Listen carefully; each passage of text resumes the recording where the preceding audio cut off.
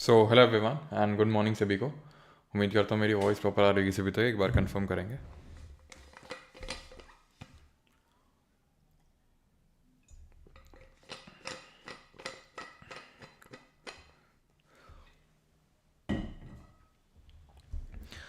तो आज हम लोग स्टार्ट करने वाले हैं लाइफ प्रोसेसेस, यानी कि जो हमारी लाइफ को कंटिन्यू करने के लिए जो डिफरेंट तरह के प्रोसेसेस होते हैं हमारी बॉडी में, वो हम करने वाले हैं। कितने तरह के प्रोसेस होते हैं? 4 प्रोसेस होते हैं टोटल। उनमें से 2 आज करेंगे, 2 कल करेंगे। ठीक है, एक बार कंफर्म करेंगे सभी लोग कि सारी चीज़ें प्रॉपर हैं कि नहीं। And even from me good morning. Okay,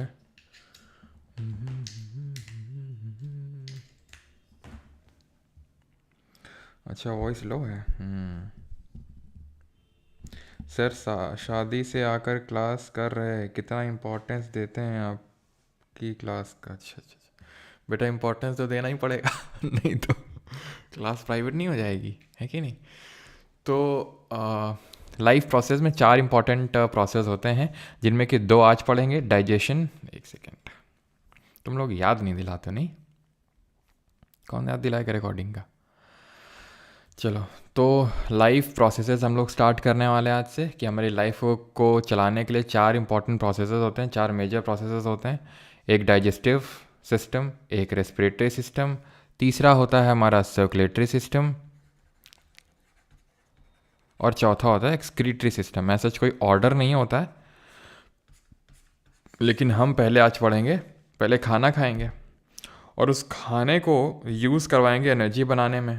then उसके बाद ब्लड का सर्कुलेशन करवाएंगे, और उसके बाद जो भी वेस्ट मटेरियल है बॉडी से उसको कल निकलवाएंगे। ठीक है, तो आज हम लोग करने वाले हैं डाइजेशन एंड रेस्पिरेशन। अब सिस्टम क्यों बोलते हैं? सिस्टम इसलिए बोलते हैं बिकॉज एक ऑर्गन नहीं इन्वॉल्व होता है। अब जैसे हम बोल देते हैं कि भाई नॉर्मल बचपन में पता होता है कि जो खाना पचता है वो पेट में पचता है, पेट में, तो हमें लगता है पेट में ही डाइजेशन होता है, लेकिन सिर्फ पेट में नहीं, पेट सिर्फ एक पार्ट है पूरे डाइजेस्टिव सिस्टम का। डाइजेस्टिव सिस्टम वो चीज़ है जहाँ पर आपका खाना, हम बोल सकते हैं जो जो सारे इन्वॉल्व हैं आपके डाइजेशन में, खाने को ब्रेक डाउन करने में। वैसा तो है नहीं कि खाना जो हमने खाया सीधे रोटी और सब्जी ले लेगा, ऐसे तो है नहीं, उसको ब्रेक डाउन करना पड़ेगा। तो वही ब्रेक डाउन जो होता है, खाने को ब्रेक करना, कॉम्प्लेक्स जो चीज़ें हैं उनको सिंपल में ब्रेक करना, वो हम पढ़ते हैं डाइजेशन में। वो होता है डाइजेशन में, एक्चुअल में वो होता है डाइजेस्टिव सिस्टम में।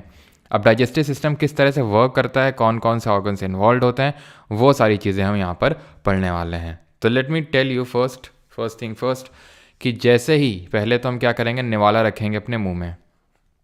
जैसे ही हम निवाला यानी कि खाना अपने मुंह में रखेंगे, इसको हम बोलते हैं मुंह को बकल कैविटी। क्या बोलते हैं इसको? बकल कैविटी बोलते हैं। ठीक है,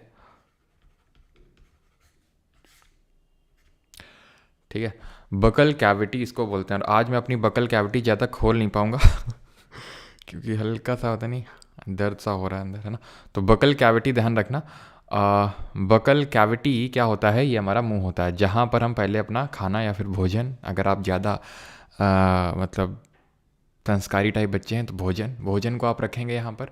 और जैसे ही भोजन को यहाँ पर आप रखेंगे अपने मुंह में, तो यहीं से आपका डाइजेशन स्टार्ट हो जाएगा। जी हाँ, आपको लगता था आज तक कि सिर्फ पेट में डाइजेशन होता है, लेकिन ऐसा पेट में नहीं।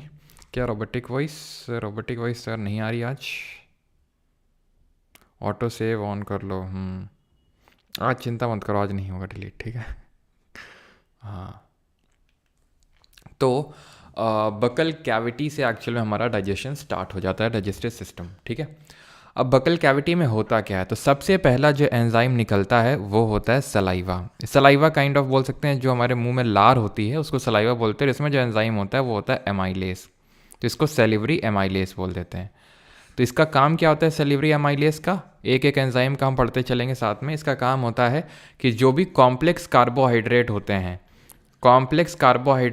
हैं, उनको सिंपल में ब्रेक करना, यानी हम बोल सकते हैं सिंपल कॉम्प्लेक्स शुगर को सिंपल शुगर में बनाना। जैसे कि सिंपल कार्बोहाइड्रेट्स, जैसे कि फॉर एग्जांपल हमने खाया, कोई फल खाया या फिर मान लेते हैं पालक की सब्ज़ी खाई, कुछ भी खाया, तो उसमें क्या होता है, जब हम फोटोसिंथेसिस पढ़ेंगे तो वहाँ पर हम देखेंगे कि जो प्लांट्स हैं वो अपनी सेल में जो खाना है उसको स्टार्च के रूप में स्टोर करते हैं। कैसे स्टोर करते हैं? स्टार्च के रूप में। अब ये जो स्टार्च है ये कॉम्प्लेक्स कार्बोहाइड्रेट होता है, इसको ब्रेक करना होता है सिंपल में। तो इसको स्टार्च को सिंपल ग्लूकोज में ब्रेक करने का काम होता है एमाइलेज का। बस इतना ही काम होता है इसका। इसके बाद ये खाना कहाँ जाएगा? इसके बाद ये खाना जाएगा फेरिंग्स में जाएगा। देन यहाँ एक लगा होगा एपिग्लॉटिस, जिसको क्या बोलते हो तुम? चिड़िया बोलते हो ना, जो भी बोलते हो। तो फेरिंग्स में एक यहाँ पर लगा होता है एपिग्लॉटिस क्या करता है? वो खाने को भेज देता है ईसोफेगस में, जिसको हम बोलते हैं हिंदी में ग्रास नली बोलते हैं इसको। ईसोफेगस ये होता है, और ये ईसोफेगस को ही हम फूड पाइप के नाम से जानते हैं। ये पेरिस्टालसिस के थ्रू, पेरिस्टालसिस जैसे कि मैंने पिछले लेक्चर आपको बता रहा था कि पेरिस्टालसिस मतलब होता है जैसे आप उल्टा भी लटक जाओ और फिर खाना खाओ तो खाना फिर भी नीचे ही आपका जाना है पेट में, ऐसा नहीं कि ऊपर की तरफ भाग आएगा वो।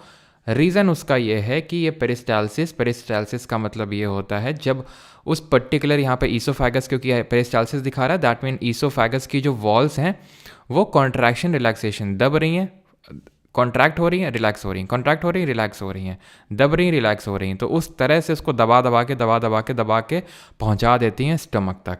ईसोफेगस एक काइंड ऑफ कनेक्टिंग पाइप है between the buccal cavity and the stomach. कोई डाइजेशन, कोई एंजाइम नहीं रिलीज़ करता ईसोफेगस जिससे डाइजेशन करेगा, ये सिर्फ खाने को पहुंचा देगा स्टमक में। यहाँ पे भी एक काइंड ऑफ ऐसे समझ लो गेट टाइप लगा होता है, जिससे कि ये खाना चला जाता है स्टमक के अंदर और वापस नहीं आता है। ठीक है, वापस फिर ईसोफेगस से पलट के नहीं आता है, यहीं पे स्टमक में आ जाएगा। ठीक है, और वो जो रिफ्लेक्स होता है, कभी कभी नहीं होता है कि जब ज़्यादा खा लो तो खट्टी डकारें टाइप आती हैं, तो वो एक्चुअल में एसिड रिफ्लेक्स होता है, वो खाने का रिफ्लेक्स नहीं होता है। अब स्टमक में आएगा खाना। ठीक है, स्टमक में क्या क्या होगा वो ध्यान से समझ लो। ठीक है, स्टमक में जैसे ही खाना हमारा पहुंचेगा तो इसमें सबसे पहले तो किसका मतलब क्या निकलता है? तो स्टमक हमारा देता है गैस्ट्रिक जूस। क्या देता है? गैस्ट्रिक जूस देता है। अब इस गैस्ट्रिक जूस में दो चीज़ें होती हैं। एक तो होता है हमारा HCl, that is hydrochloric acid.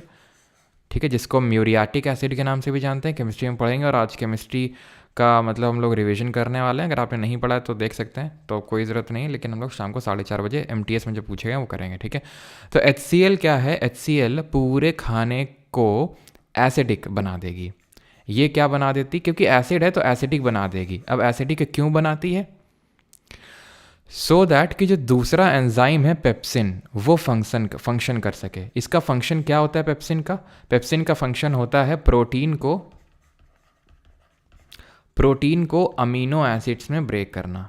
ठीक है, प्रोटीन को अमीनो एसिड्स में ब्रेक करना, क्योंकि प्रोटीन डायरेक्टली हमारी बॉडी उसको यूज़ में नहीं ला पाएगी। प्रोटीन के हम आगे पढ़ेंगे, हमारा एक मैक्रोन्यूट्रिएंट होता है। ज़रूरत इसकी ये होती है कि ये हमारी बॉडी के ग्रोथ के लिए इन जनरल, और जैसे मसल की ग्रोथ के लिए रिक्वायर्ड होता है, तो वो डायरेक्टली तो लेगा नहीं, अमीनो एसिड के फॉर्म में लेगा। 20 तरह के अमीनो एसिड होते हैं, एसेंशियल, नॉन एसेंशियल, वो सब हम आगे पढ़ रहे होंगे न्यूट्रिशन वाले चैप्टर में। एसिडिक किस लिए बनाया इसने? सो दैट कि पेप्सिन प्रोटीन को अमीनो एसिड ब्रेक कर सके। तो क्या अगर बेसिक या न्यूट्रल होता मीडियम, तो क्या प्रोटीन को अमीनो एसिड में ना बना पाता, इसीलिए तो एसिडिक बनाया उसने। और इसका दूसरा काम था कि ये जो जो बैक्टीरिया हैं, जो बैड बैक्टीरिया हैं, बैड मैन जो हैं, ठीक है, 2 तरह के मैन होते हैं, बैड मैन, गुड मैन, है ना। तो बैड मैन जो है, बैड बैक्टीरिया है, उसको मारना। कोई फॉरेन पार्टिकल आ गया है इस तरह का जो रिक्वायर्ड नहीं है, उसको मार देना, सो दैट वो आगे ना बढ़ पाए, आगे ना जा पाए। स्टमक का काम खत्म। अब किसका काम आएगा? अब ये खाना जो है, यहाँ पर एक मसल्स लगी होती हैं, उनको बोलते हैं स्फिंक्टर मसल्स।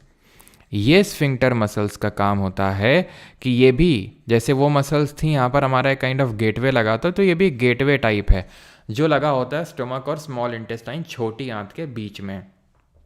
अब ये होगा क्या कि ये जो स्फिंक्टर मसल्स हैं, ये अलाउ करेंगी खाने को जो स्टमक में पड़ा था उसको स्मॉल इंटेस्टाइन में जाने के लिए। स्मॉल इंटेस्टाइन मैं आपको अर्ज करता हूँ ये चीज़ के लिए कि जैसे कि अभी मैं आपको रेस्पिरेशन मतलब डाइजेशन पढ़ाऊँगा, रेस्पिरेशन पढ़ाऊँगा, तो कई सारे यूट्यूब में आपको ऐसे वीडियो मिल जाएंगे जहाँ पर रियल इंटेस्टाइन, रियल आपका जो लंग्स है, रियल लिवर है, उन सब के थ्रू मतलब वो आपको दिखाया जाता है। तो उससे क्या होता है बेटर तरीके से। अब मैं लिंक पता नहीं शेयर कर रहा था आप लोगों के प्राइवेट टेलीग्राम ग्रुप में, आई थिंक जब मैंने वो क्या पढ़ाया था आपको, कुछ तो पढ़ाया था, मैं खुद भूल रहा हूँ क्या पढ़ाया था मैंने आपको।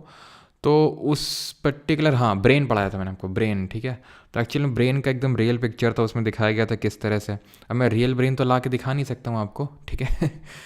तो वहाँ से आपको मतलब थोड़ा सा क्या होता है ना, ज़्यादा कनेक्ट फील होता है। तो मतलब बाद में, क्लास के बाद में जब भी आपको टाइम लगे तो आप देख सकते हैं। तो इस तरह के वीडियोज़ आपको मिलेंगे यूट्यूब पे। तो स्फिंक्टर मसल्स क्या करती हैं, अलाउ करती हैं इस खाने को स्मॉल इंटेस्टाइन यानी कि छोटी आंत में पास होने से, ठीक है। अब छोटी आंत में आराम से पढ़ेंगे, क्योंकि स्मॉल इंटेस्टाइन यानी कि जो छोटी आंत होती है, यहीं पे मेजर डाइजेशन होता है। Small intestine is a site of major digestion. जो हमारा खाने का मुख्य पाचन होता है वो छोटी आंत में ही होता है, स्मॉल इंटेस्टाइन में, ठीक है। तो मैं यहाँ पर लिख लूँ स्मॉल इंटेस्टाइन, कोई दिक्कत तो होनी चाहिए, ठीक है। यहाँ पे लिखता हूँ स्मॉल इंटेस्टाइन।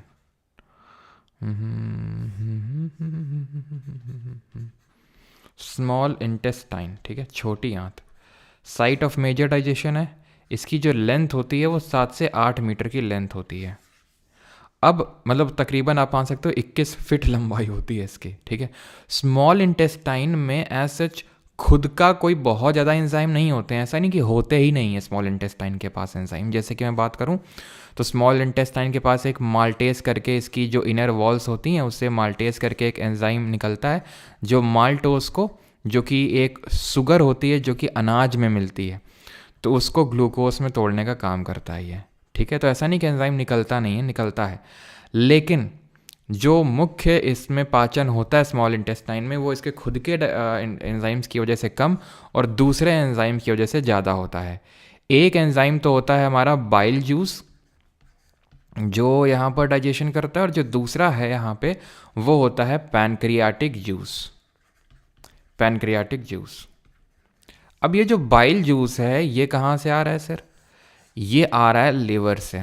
कौन सेक्रीट कर रहा है, लिवर। एक्चुअल में लिवर इसको जो है रिलीज कर रहा है, लेकिन ये स्टोर कहाँ पे होता है, स्टोर्ड इन गॉल ब्लैडर, जो पित्त की थैली होती है वहाँ पर ये स्टोर होता है। सेक्रीट कौन करता है, ये जो लिवर है, यकृत है, जो सबसे बड़ा ग्लैंड है हमारी ह्यूमन बॉडी का, वो इसको सेक्रीट करने का काम करता है। अब इससे पहले कि हम आगे बढ़ें थोड़ा सा, हम ये जान लेते हैं अपने लिवर की विशेषताएं जान लेते हैं कुछ, कि हम भूल ना जाएं कहीं। लिवर की स्टडी को पहली बात तो हिपैटोलॉजी बोला जाता है। क्या बोला जाता है, हिपैटोलॉजी। हीमेटोलॉजी ब्लड की स्टडी को बोला जाता है। ये जो होता है dark brown, dark red colour का या फिर काइंड ऑफ ब्राउनिश कलर का होता है ये, और ये राइट साइड ऑफ एब्डोमेन में आपको देखने को मिलता है, राइट साइड ऑफ एब्डोमेन में आपको देखने को मिलता है।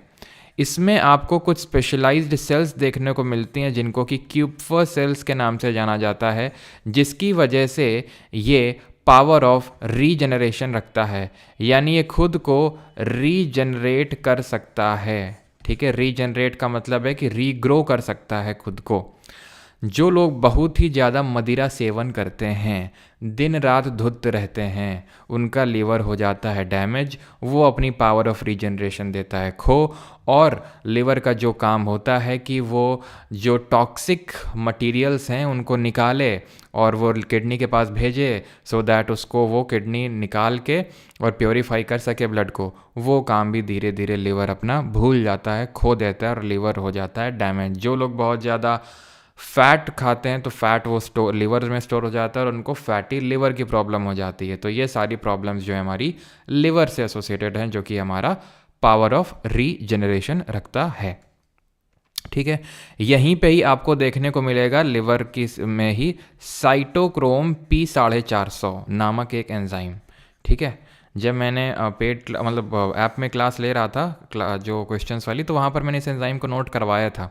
एंड ये जो होता है, जो हमारे मैंने आपको बताया था सेल पढ़ाते वक्त कि जो स्मूथ एंडोप्लाज्मिक रेटिकुलम होता है उसके दो फंक्शन होते हैं। एक तो काम क्या होता है उसका, फैट, ठीक है, मतलब जो लिपिड्स वगैरह प्रोड्यूस करना, फैट्स एंड लिपिड्स। साथ ही साथ उसका एक काम और मैंने बताया था, एंड दैट वाज कि जो टॉक्सिन्स हैं उनको बाहर फेंकना, बताया था आपको, टॉक्सिन्स को बाहर फेंकना। तो वो जो काम है वो लिवर के जो सेल्स की जो स्मूथ एंडोप्लाज्मिक रेटिकुलम है वो करते हैं through this enzyme cytochrome P450। ठीक, अब आते हैं किस पे, बैक टू द डाइजेशन। तो गॉल ब्लैडर स्टोर करता है, लिवर सेक्रीट करता है। ठीक है, और गॉल ब्लैडर में अगर वही है कि ज़्यादा आप पानी ढंग से नहीं पीते हैं और ज़्यादा आपकी एक्टिविटी नहीं हुई तो यहाँ पर भी आपके स्टोन बन जाते हैं। अभी अमन सर जो आपको कंप्यूटर पढ़ाते हैं तो उनके गॉल ब्लैडर में स्टोन बन गए थे काफ़ी सारे, मैंने पहले भी आपको बताया होगा। तो उनकी सर्जरी हुई थी, गॉल ब्लैडर को ही फिर रिमूव करना पड़ता है क्योंकि बहुत छोटा सा, उंगली के जितना छोटा होता है। उन्होंने, अमन सर ने बताया कि सर उंगली की तरह छोटा निकाला था उन्होंने, उंगली की तरह मतलब इतना सा छोटा सा था। तो उससे स्टोन निकाल पाना बहुत सारे तो मुश्किल होता है, तो फिर उसी को ही हटा दिया जाता है। तो आपको लगेगा फिर से बाइल जूस स्टोर कौन करेगा, तो एक्चुअली फिर स्टोर नहीं होता है, सीधा ही सेक्रीशन होता है लीवर के थ्रू। तो बाइल जूस का काम क्या होता है, तो बाइल जूस का काम होता है कि ये सबसे पहले तो मीडियम को बेसिक बनाए। मीडियम को क्या बनाता है, बेसिक बनाता है। बेसिक जो हमारा खाना स्मॉल इंटेस्टाइन से आ रहा है वो कैसा नेचर का, सॉरी स्टमक से आ रहा है वो कैसे नेचर का होगा, एसिडिक होगा। तो उसको बेसिक बनाने का काम होता है। प्लस ये करता है फैट को फैटी एसिड में ब्रेक। बिल्कुल गलत बात, ये बिल्कुल ये काम नहीं करता है। ठीक है, ये काम क्या करता है, ये करता है इमल्सिफिकेशन ऑफ फैट्स। अब ये इमल्सिफिकेशन ऑफ फैट क्या होता है, तो इमल्सिफिकेशन ऑफ फैट होता है कि जो बड़े बड़े फैट के ग्लोब्यूल्स हैं उनको छोटे छोटे में तोड़ देना। इसका काम यहीं पे ख़त्म हो जाएगा और ये काम अब पास ऑन कर देगा पैनक्रियाटिक जूस को। पैनक्रियाटिक जूस की अगर बात करें तो इसमें दो मुख्य एंजाइम होते हैं। एक तो होता है आपका ट्रिप्सिन और दूसरा होता है लाइपेस। ट्रिप्सिन और लाइपेस, पैनक्रियाज सेक्रीट करता है इसको, पैनक्रियाटिक जूस को। ठीक है, और जो पैनक्रियाज होते हैं सेकंड लार्जेस्ट ग्लैंड होते हैं, और किस तरह के ग्लैंड होते हैं, मिक्स्ड ग्लैंड होते हैं। क्यों मिक्स्ड ग्लैंड होते हैं, क्योंकि ये एंजाइम और हार्मोन दोनों सेक्रीट करते हैं। हार्मोन तो हम पढ़े थे लेक्चर में, जो ग्लैंड वाला लेक्चर था, और यहाँ पर हम एंजाइम्स के बारे में पढ़ने वाले हैं। हार्मोन आप कमेंट में जल्दी से बताएंगे कौन से हार्मोन्स को सेक्रीट करते हैं। ट्रिप्सिन का काम होता है अगेन वही काम जो कि जो बच गया प्रोटीन्स है उनको फर्दर अमीनो एसिड्स में तोड़ने का काम होता है। ठीक है, अमीनो एसिड्स में तोड़ेंगे, प्रोटीन को ब्रेक करेंगे। लेकिन ये जो ट्रिप्सिन है ये सिर्फ बेसिक मीडियम में ही फंक्शन कर पाते हैं। इनको इनको चाहिए बेसिक मीडियम, और बेसिक मीडियम बनाने का काम कौन कर रहा है, ये हमारा बाइल जूस कर रहा है। तो इसीलिए इसने मीडियम को बेसिक बनाया, नहीं तो ट्रिप्सिन फंक्शन कर ही ना पाता। लाइपेस का काम ये होता है कि ये जो इमल्सिफिकेशन हुआ है फैट का, जो छोटे छोटे ग्लोब्यूल में टूटा है, इस फैट को फैटी एसिड में ब्रेक करने का काम लाइपेस का होता है, ना कि बाइल जूस का। उसका काम सिर्फ इमल्सिफिकेशन का होता है। ये था लाइपेस का काम। अब स्मॉल इंटेस्टाइन में क्या है कि इतनी लंबी है क्यों, 7 से 8 मीटर, क्योंकि भाई फूड में जितने भी न्यूट्रिएंट्स हैं वो जाते जाते जाते जाते जाते जाते एकदम सारे न्यूट्रिएंट्स को वो चूस ले, एकदम खींच ले, एसिमुलेट कर ले बोलते हैं इसको। और उसके लिए वो एक काम और करता है कि विली नामक एक फिंगर लाइक प्रोजेक्शंस को भी अपनी इंटरनल वॉल्स में रखता है, सो दैट कि, क्यों रखता होगा बताइए फिंगर लाइक प्रोजेक्शंस को। अब जैसे कि क्या होता है कि एकाउस्टिक फोम लगाई जाती है, जैसे कि जो टीचर लोग पढ़ाते हैं स्टूडियो वगैरह में, तो वे एकाउस्टिक फोम में लगा के रखते हैं। एकाउस्टिक फोम को एक स्पेशल डिज़ाइन में बनाया जाता है। क्यों बनाया जाता है, सो दैट कि वो सरफेस एरिया इंक्रीज करे साउंड एब्जॉर्प्शन का। उसी तरह जो विली होता है ये सरफेस एरिया इंक्रीज करता है, सरफेस एरिया इंक्रीज करता है फूड एब्जॉर्प्शन का, कि भाई कोई भी न्यूट्रिएंट बच के जाने ना पावे। ठीक है, एब्जॉर्प्शन इंक्रीज उसके लिए वो करता है।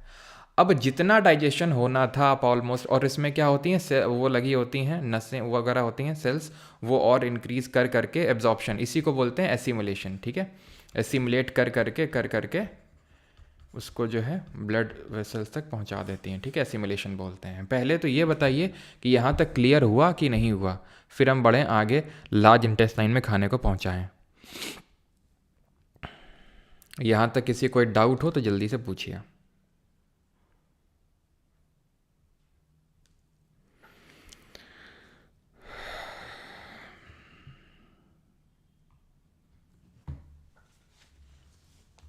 चलो, तो क्लियर है, ओके ठीक।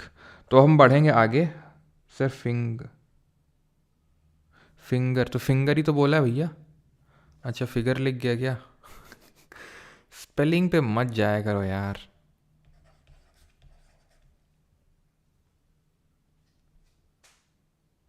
गैस्ट्रिक जूस का पीएच वैल्यू 1.6 होता है।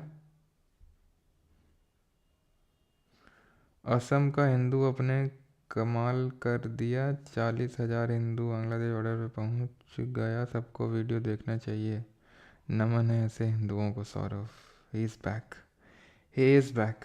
ठीक है, ओके। वोमिट क्या चीज़?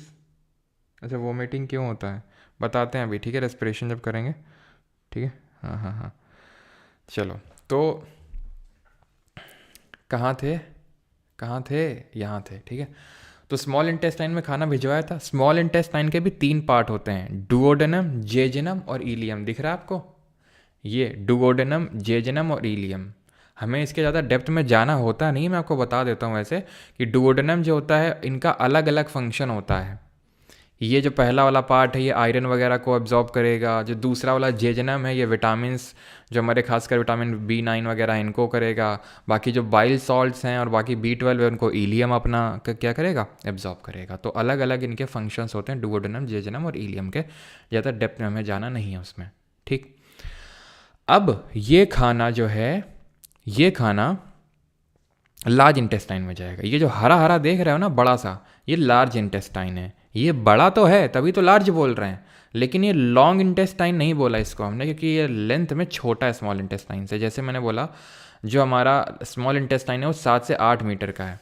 वहीं जब मैं बात करता हूँ लार्ज इंटेस्टाइन की, ठीक है, बड़ी आंत की, लार्ज इंटेस्टाइन, तो ये मात्र 1 से 2 मीटर की लेंथ होती है, ठीक है। 1 to 2 मीटर होती है इन लेंथ। इसका जो सबसे पहला पार्ट होता है, यानी कि जहाँ से स्मॉल इंटेस्टाइन से जैसे ही लार्ज इंटेस्टाइन में आएगा, उसको बोलते हैं सीकम। जो पहला पार्ट होता है, शायद यहाँ पर बना होगा, ये रहा, ठीक है, ये सीकम। सीकम जो होता है ये सबसे पहले यहीं पे आता है, स्मॉल इंटेस्टाइन के बाद यहीं गिरता है आके। फिर ये पूरा ट्रैवल करता है और यहाँ पहुँचता है कोलोन में। कोलोन कौन सा पार्ट होता है? सीकम, समझ गए? ओ हटा लो, ठीक है, सीकम की स्पेलिंग ये होगी। देन आता है कोलोन में। कोलोन का काम होता है वाटर एब्जॉर्प्शन करना, वाटर का एब्जॉर्प्शन करना, यानी कि ऐसे समझ लो कि जो डाइजेशन होना था वो स्मॉल इंटेस्टाइन में हो गया। लार्ज इंटेस्टाइन का काम सिर्फ ये है कि जो अब वेस्ट मटेरियल है, एक तरह से वेस्ट ही बचा वो खाने के एब्जॉर्प्शन के बाद, तो वो वेस्ट को क्या करे, उससे पानी निकाल ले। अब अगर आप पानी कम पीते हैं तो फिर वो पानी जो निकालेगा तो आपका जो फीसेस निकलेगा वो और एकदम होता है ना कि एकदम किसी को कॉन्स्टिपेशन का प्रॉब्लम हो जाता है, तो तभी होता है जब आप पानी अच्छे से नहीं पीते हो, या फिर there is a fibre known as roughage, ठीक है। एक फाइबर होता है जिसको हम रफेज बोलते हैं। तो अगर आपके डाइट में ये कम है तो भी आपको कॉन्स्टिपेशन का प्रॉब्लम होगा। इसका काम ऐसा कोई डाइजेशन में नहीं होता है, इसका काम होता है कि जो पेरिस्टाल्सिस मैंने पढ़ाया था उसको फैसिलिटेट करना। पेरिस्टाल्सिस ऐसा नहीं कि सिर्फ ईसोफेगस में होता है, बाकी भी स्मॉल इंटेस्टाइन वगैरह में भी होता है, तो उसको प्रमोट करना। अब सोच लो कि अगर पेरिस्टाल्सिस नहीं हो रहा है तो खाना वहीं लार्ज इंटेस्टाइन में क्या होगा, फंस जाएगा वहीं पे। जो वेस्ट टाइप निकला है एब्जॉर्प्शन वहीं फंस जाएगा, वो जा ही नहीं पा रहा, फंस गया। और कोलोन क्या बोल रहा, और वाटर लाओ और वाटर लाओ और वाटर लाओ, पूरा वाटर खींच लेगा और कॉन्स्टिपेशन की तुम्हें प्रॉब्लम हो जाती है इसी वजह से, ठीक है। क्योंकि वाटर एब्जॉर्प्शन हो गया तो फिर तुम्हें जो है काफ़ी दिक्कतों का सामना करना पड़ता है सुबह सुबह। तो रफेज आपकी डाइट में रखना पड़ेगा, जो एक तरह का फाइबर होता है। ये आपको मिलता है फ्रूट्स में, ठीक है, और जो भी आपकी ग्रीन लीफी वेजिटेबल्स होते हैं उनमें आपको ये मिलता है रफेज, ठीक है। जो आपके ग्रीन लीफी वेजिटेबल्स होते हैं, ठीक है, एंड जो हमारे फ्रूट्स वगैरह होते हैं उनमें ये होता है, ठीक है। तो लार्ज इंटेस्टाइन, क्या इसके आगे भी कुछ है? जी हाँ, बिल्कुल, इसके आगे भी हमारा जाता है। यहाँ पर आप देखेंगे कि जो रेक्टम है यहाँ पर आपको देखने को मिलेगा, इसको बोलते हैं रेक्टम, ठीक है। और ये एनस, जिसको हिंदी में गूदा बोलते हैं, ठीक। अब ये खाना जहाँ जहाँ पर गया, ठीक है, ये खाना जहाँ जहाँ पर गया उस पार्ट को हम बोलते हैं क्या, उसको हम बोलते हैं एलिमेंट्री कैनाल या फिर आहार नली, ईसोफेगस की लेंथ होती है लगभग आप मानो कि 25 सेंटीमीटर के लगभग, ठीक है। ईसोफेगस की अगर मैं लेंथ बात करूँ तो लगभग होगी 25 सेंटीमीटर, ठीक है। तो एलिमेंट्री कैनाल को थोड़ा डिस्कस कर लेते हैं कि एलिमेंट्री कैनाल क्या है। तो एलिमेंट्री कैनाल होता है जहाँ जहाँ हमारा भोजन जाता है। तो सबसे पहले भोजन हमारा पहुँचा कहाँ पर, पहुँचा हमारा बकल कैविटी या माउथ में, जो भी आप बोलना चाहो बोल लो, ठीक है, बोलने के लिए नहीं आएगा। तो माउथ या फिर बकल कैविटी, देन इसके बाद ईसोफेगस, देन इसके बाद स्टमक, देन इसके बाद, हाँ एक चीज़ मैं आपको बताना भूल गया स्टमक में, वो अभी आपको बताना है, रुक जाइएगा, ठीक है। आई थिंक कुछ लोगों ने कमेंट में लिखा भी होगा, कमेंट मैंने तो देखा नहीं था, नहीं तो उसी टाइम बता देता मैं। माउथ, ईसोफेगस, स्टमक, देन आपका स्मॉल इंटेस्टाइन यानी कि छोटी आंत, देन आपका यह जाएगा बड़ी आंत यानी कि लार्ज इंटेस्टाइन, देन ये आपका खाना कहाँ पर गया, रेक्टम में, एंड देन ये गया एनस में। अब आप सोच रहे होंगे कि सर आपने लिवर और पैनक्रियास को तो भूल ही गए। तो एक्चुअली वो भूला नहीं है, एलिमेंट्री कैनाल का वो पार्ट ही नहीं होते हैं। इसलिए पार्ट नहीं होते बिकॉज खाना वहाँ पर नहीं गया था, सिर्फ उन्होंने अपने डाइजेस्टिव जूसेस को फेंक फेंक के मारा था स्मॉल इंटेस्टाइन में, ठीक है। उनका एज सच डायरेक्टली कोई इन्वॉल्वमेंट नहीं था, इनडायरेक्टली इन्वॉल्वमेंट था कि उन्होंने डाइजेस्टिव जूसेस का सहारा दिया था डाइजेशन में। लेकिन ये आप देख सकते हैं, ये गॉल ब्लैडर है, ये गॉल ब्लैडर फिंगर लाइक होता ही है, ठीक है, उंगली के इतना होता है, उंगली के जैसा। और ये आपका लिवर है, right side of part of abdomen में है ये, ठीक है।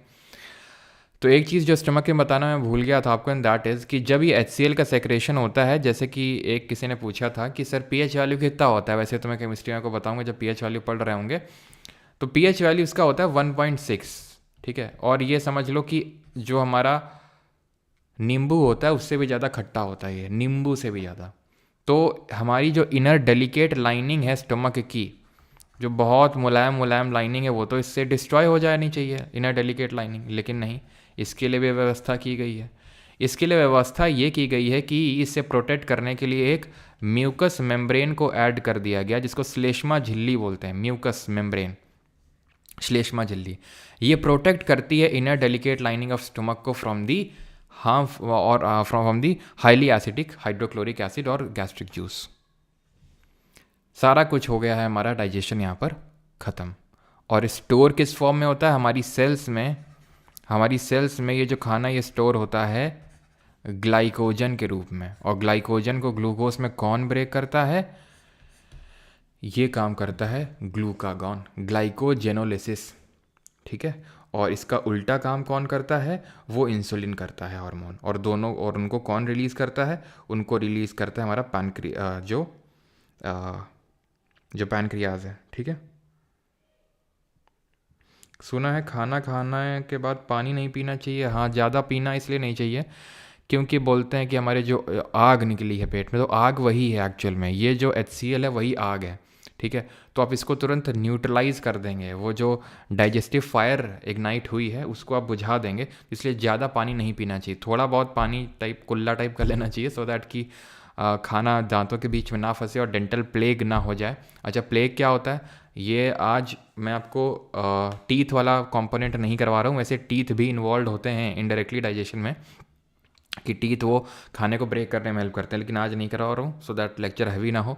लास्ट वाले लेक्चर में जो मिसलेनियस वाला टॉपिक होगा वहाँ पे करेंगे उसको, ठीक है, वहाँ पे कर लेंगे। मतलब पार्ट इसी का होगा, जिन लोगों के पास बुक होगी तो उन लोगों के पास मतलब वहाँ पर आप देखेंगे कि वहीं पे आपका जो दांतों वाला पार्ट है वो वहीं पे होगा, ठीक है। लेकिन वो पढ़ाऊँगा मैं आपको लास्ट में, ठीक है।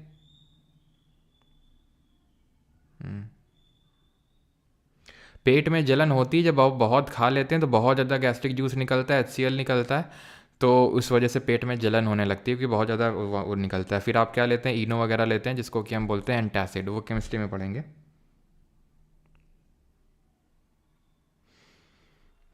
सारी याद चीज़ें तुम जान लो, है ना, वाइल्ड फायर और ये सब। हम्म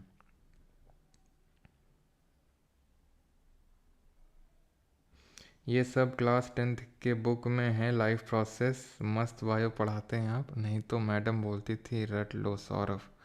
सौरभ जो है कमेंट सेक्शन में रूल कर रहे हैं ना आजकल। हिचकी क्यों आती है अभी बताते हैं, हिचकी क्यों आती है, बस अगला वाला ही हमारा पार्ट है। हाँ, अगला वाला पार्ट है ये। लिवर में गॉल ब्लैडर में स्टोन क्यों होता है? गॉल ब्लैडर में स्टोन होने का कारण काफ़ी है, मल्टीपल हैं। जैसे कि आप बहुत ज़्यादा जब पानी कंज्यूम नहीं करते हैं तो हो जाता है, तो फिर कंज्यूम कर लेना चाहिए ठीक है। तो बहुत ज़्यादा आप पानी अगर कंजम्पशन ना करें, बाकी तो यार देखो मैं डॉक्टर नहीं हूँ जो एग्जैक्ट मैं आपको रीज़न बता पाऊँ, लेकिन मेरे देखो किडनी में तो इसी वजह से होते हैं और गॉल ब्लैडर में भी होते हैं इसी वजह से शायद। क्योंकि मैंने अमन सर से पूछा, मैंने कहा कि क्यों, मतलब डॉक्टर ने कोई रीज़न बताया? तो बोलते हैं वही कि एक तो सेडेंट्री लाइफस्टाइल मतलब अच्छी नहीं है, बहुत ज़्यादा देर तक बैठे रहना और पानी वगैरह, तो शायद यही होता होगा मेरे हिसाब से।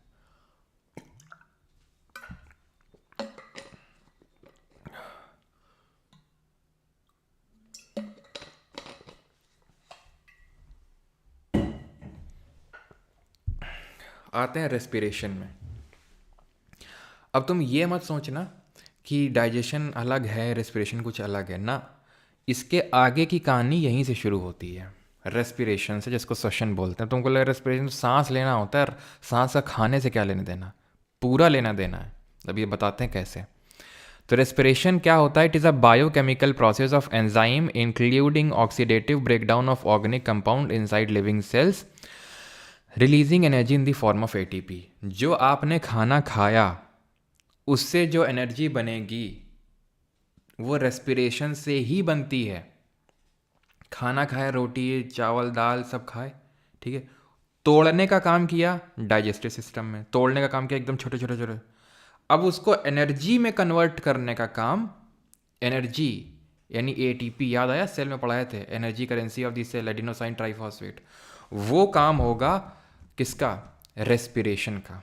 अब कैसे होता है? सांस लेके होता है, ठीक है।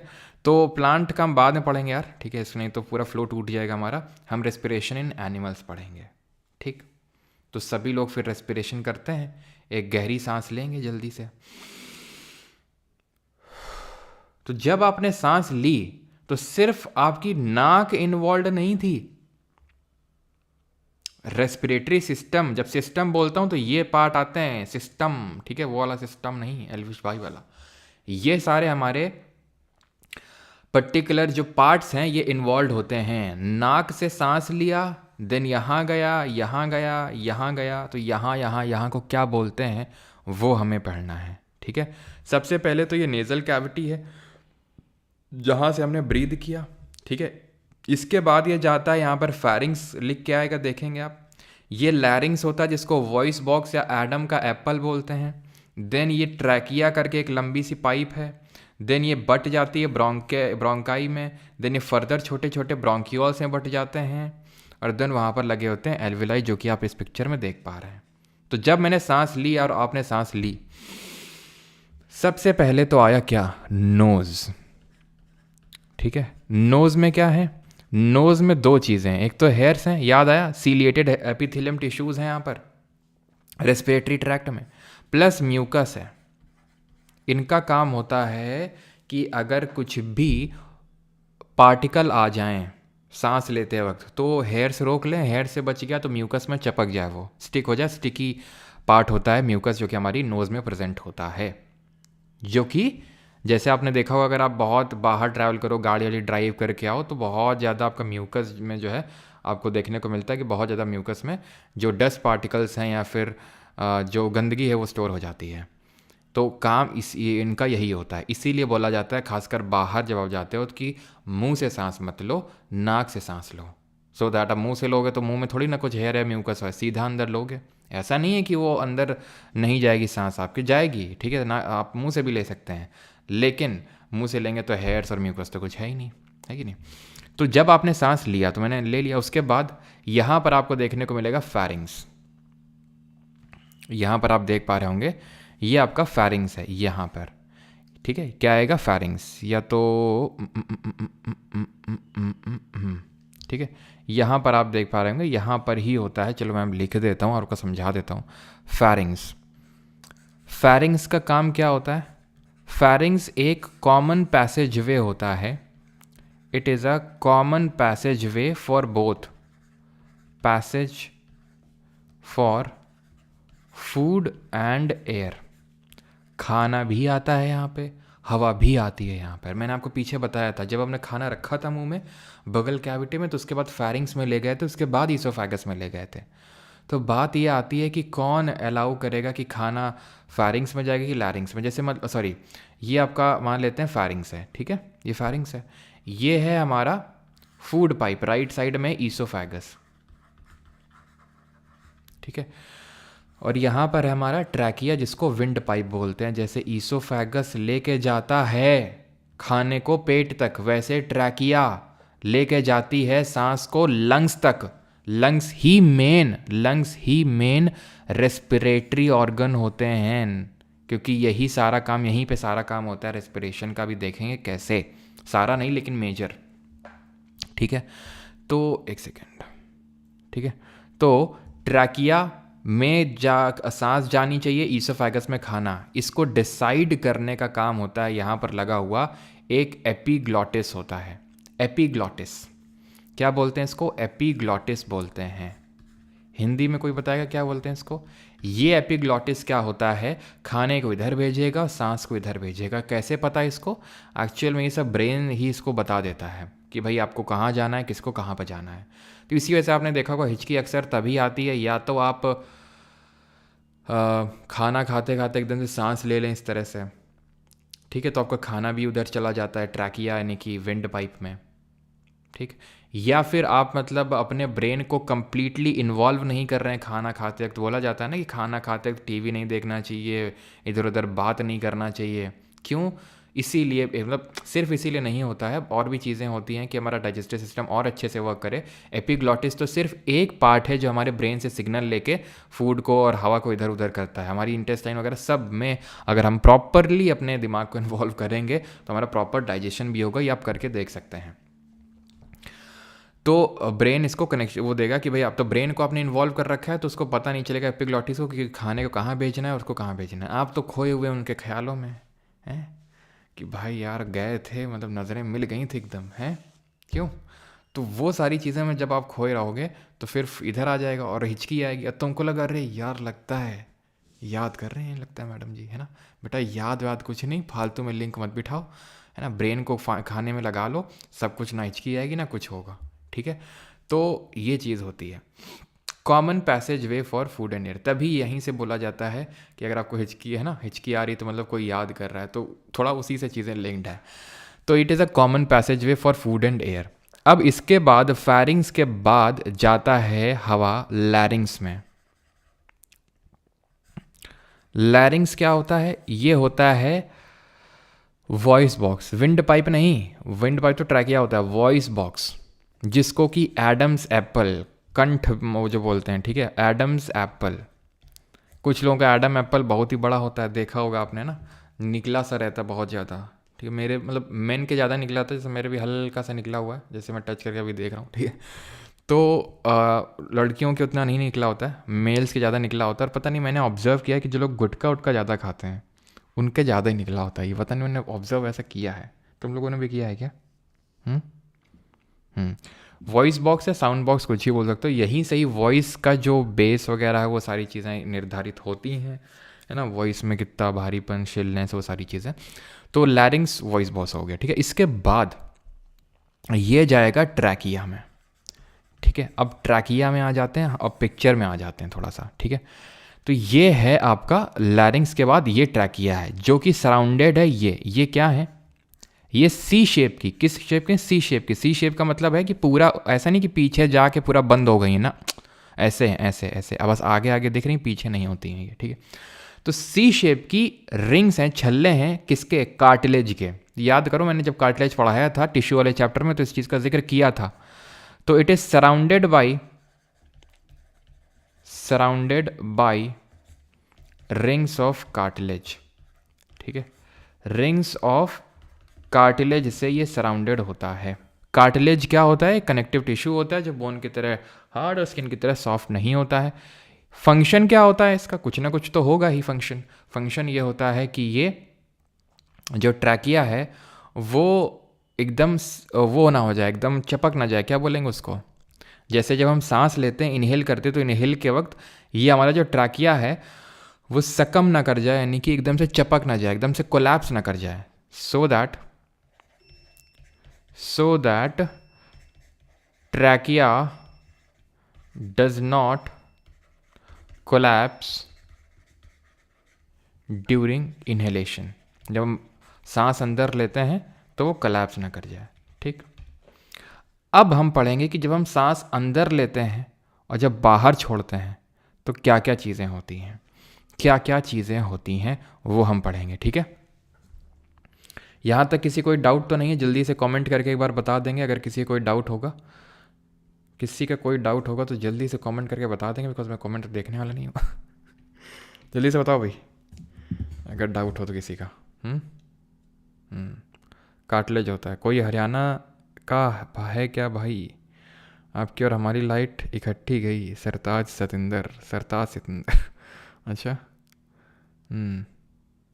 Sir ji, checkout CR7 Ronaldo's Adam apple, he has very big. गुटखा खाते हैं लगता है रोनाल्डो भाई साहब, तभी होगा ऐसा है ना। यहीं से तो ले जाते हैं, कानपुर से गुटखा की बोरी भरवा के ले जाते हैं, बताते नहीं हैं, आते हैं यहाँ पे कभी कभी। ठीक है, गुटखा के एक सप्लायर है हमारे जानकार, बोलते हैं एक तो केसर वाली ले जाते हैं और एक जो आजकल चलती है, कौन सी, काफ़ी सारी चलती है, राजश्री वगैरह, तो वो यहीं से जो पूरा सप्लाई करके, वो रोनाल्डो को ही सप्लाई होती है वो। ठीक है, तो खैर अब जब हम इनहेल करेंगे और एक्सेल करेंगे, ठीक है, इनहेलेशन और एक्सेलेशन के टाइम पे क्या क्या चीज़ें होती हैं वो समझना ध्यान से। अभी जब हम इनहेल करते हैं तो करो सभी लोग इनहेल साथ में। क्या ऑब्जर्व किया तुमने? तुम्हारी छाती जो है चौड़ी हुई कि नहीं हुई? छाती चौड़ी क्यों हुई? क्योंकि आपके जो लंग्स हैं वो फूल गए। देखो ये जो लंग्स हैं ये फूल रहे हैं, फूल गए लंग्स। और लंग्स जब फूलते हैं तो ये कुछ है जो नीचे जा रहा है, इसको बोलते हैं डायफ्रैगम। तो इनहेलेशन के टाइम पे लंग्स जो हैं ये क्या करेंगे? लंग्स फूलने को इंग्लिश में क्या बोलते हैं? फूलने को क्या बोलते हैं भाई इंग्लिश में? तुम बताओ, तुम लोग की वोकैबुलरी काफ़ी अच्छी है ना। लंग्स को क्या बोलेंगे यार? जो भी बोलते हैं फूलने को देख लेना। ठीक है, और जो रिब्स हैं जो आपके लंग्स को सराउंड करके रखे हुए हैं, अब छुओ यहाँ पे, जो आपका ये थोरैसिक रीजन है, ठीक है, जहाँ पर लंग्स होते हैं, छुओ उनको तो आपको रिब केज दिखेगा। ठीक है, रिब केज दिखेगा। 12 पेयर्स ऑफ रिब होती हैं, तो टोटल 12 पेयर्स में होती हैं। तो ये आपकी रिब केज जो होता है ये क्या करता है? ऊपर की तरफ उठता है ये। ठीक है, ये अप होता है। और जो डायफ्रैगम होता है वो डाउन यानी नीचे होता है। डाउन क्यों होता है ये नीचे? सो दैट लंग्स को स्पेस दे पाए, जगह दे पाए, क्योंकि लंग्स फूल गए हैं, लंग्स इन्फ्लेट कर गए हैं, एक्सपैंड कर गए हैं। बिल्कुल सब लोगों ने सही बताया। तुम लोग काफ़ी तेज हो वैसे, है ना। लंग्स जो है एक्सपैंड कर गए हैं, inflate will be the better term, है ना, फूल गए हैं, इन्फ्लेट। तो लंग्स जो है जब इन्फ्लेट कर गए हैं, फूल गए हैं, तो उसको जगह देनी पड़ेगी, तो वो नीचे हो जाएगा डायफ्रैगम। तो ये है ही क्यों? जब मतलब इसका काम क्या है? आज तक तो नहीं पढ़े डायफ्रैगम का ये काम होता है। लीवर का सब पढ़े हैं, किडनी का पढ़े हैं, इसका काम क्या है भाई? ये नीचे पोजीशन हटी जाए तो सीधे हमेशा के लिए पोजीशन मिल जाएगी लंग्स को। क्यों कष्ट दे रहा है लंग्स को? एक्चुअल में इसका भी रोल होता है रेस्पिराको, ओके, लैटिन, स्पेनिश। ठीक है, तो रेस्पिराको यानी कि रेस्पिरेशन में इसका भी रोल होता है। क्या रोल होता है? लंग्स इनहेल करके फूल तो गए, इन्फ्लेट तो कर गए, एक्सपैंड तो कर गए, लेकिन कॉन्ट्रैक्ट खुद से नहीं हो पाते। इनके पास इतनी पावर नहीं कि खुद से सिकुड़ जाएं। ये जब इन्फ्लेट किया, बस सांस ले लिए, रुक गए, डायफ्रैगम बोलेगा बस हो गया, तो ये क्या करेगा? ऊपर की तरफ जाएगा। और जैसे ऊपर की तरफ जाएगा तो ऊपर से क्या कर रहा है? पुश कर रहा है, दबा रहा है, एक तरह से लंग्स को हवा निकाल रहा है। डायफ्रैगम का रोल समझ गया रेस्पिरेशन में। इनहेल करते वक्त गैसेस का क्या कॉम्पोजिशन होता है और एक्सेल करते वक्त क्या गैसेस का कॉम्पोजिशन होता है वो जानते हैं अभी। इनहेल करेंगे तो जो एटमॉस्फेयर में जो गैस है वही इनहेल करेंगे। ज्योग्राफी में पढ़ा चुके हैं ट्रोपोस्फियर में क्या गैसेस का कॉम्पोजिशन होता है।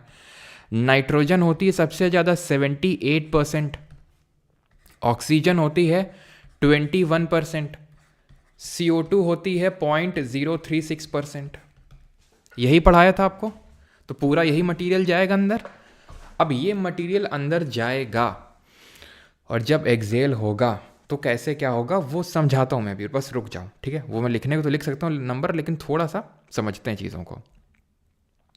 अब जब मैंने इनहेल किया तो लंग्स फूले, ये रिब केज जो है पूरा जो लंग्स को सराउंड कर रखा है, और लंग्स की जो ये आउटर वॉल दिख रही है आपको, ये प्लूरा होती है, ठीक है, जिसकी आउटर वॉल, आउटर लेयर जो होती है लंग्स की। तो जब मैंने लिया, ठीक है, तो अब ये जो ट्रैकिया है ये बट गया ब्रोंकियाई में, और ये फर्दर ब्रांचेस निकल आई, इनको बोलते हैं ब्रोंकियोल। और इन ब्रोंकियोल के एंड में लगे होते हैं ऐसे गुब्बारा टाइप स्ट्रक्चर, जिनको बोलते हैं एल्विलाई। इन दोनों में से किसी फिगर में होगा, नहीं है, किसी में नहीं है, कोई नहीं। तो एल्विलाई लगे होते हैं ऐसे सैक लाइक स्ट्रक्चर, इनको बोलते हैं एल्वियोलाई। समझ में आ गया? हर ये ब्रोंकियोल्स के एंड में ऐसे गुब्बारा टाइप स्ट्रक्चर लगा होता है, सैक लाइक स्ट्रक्चर, बोरे लाइक स्ट्रक्चर, जिसको बोलते हैं एल्वियोलाई।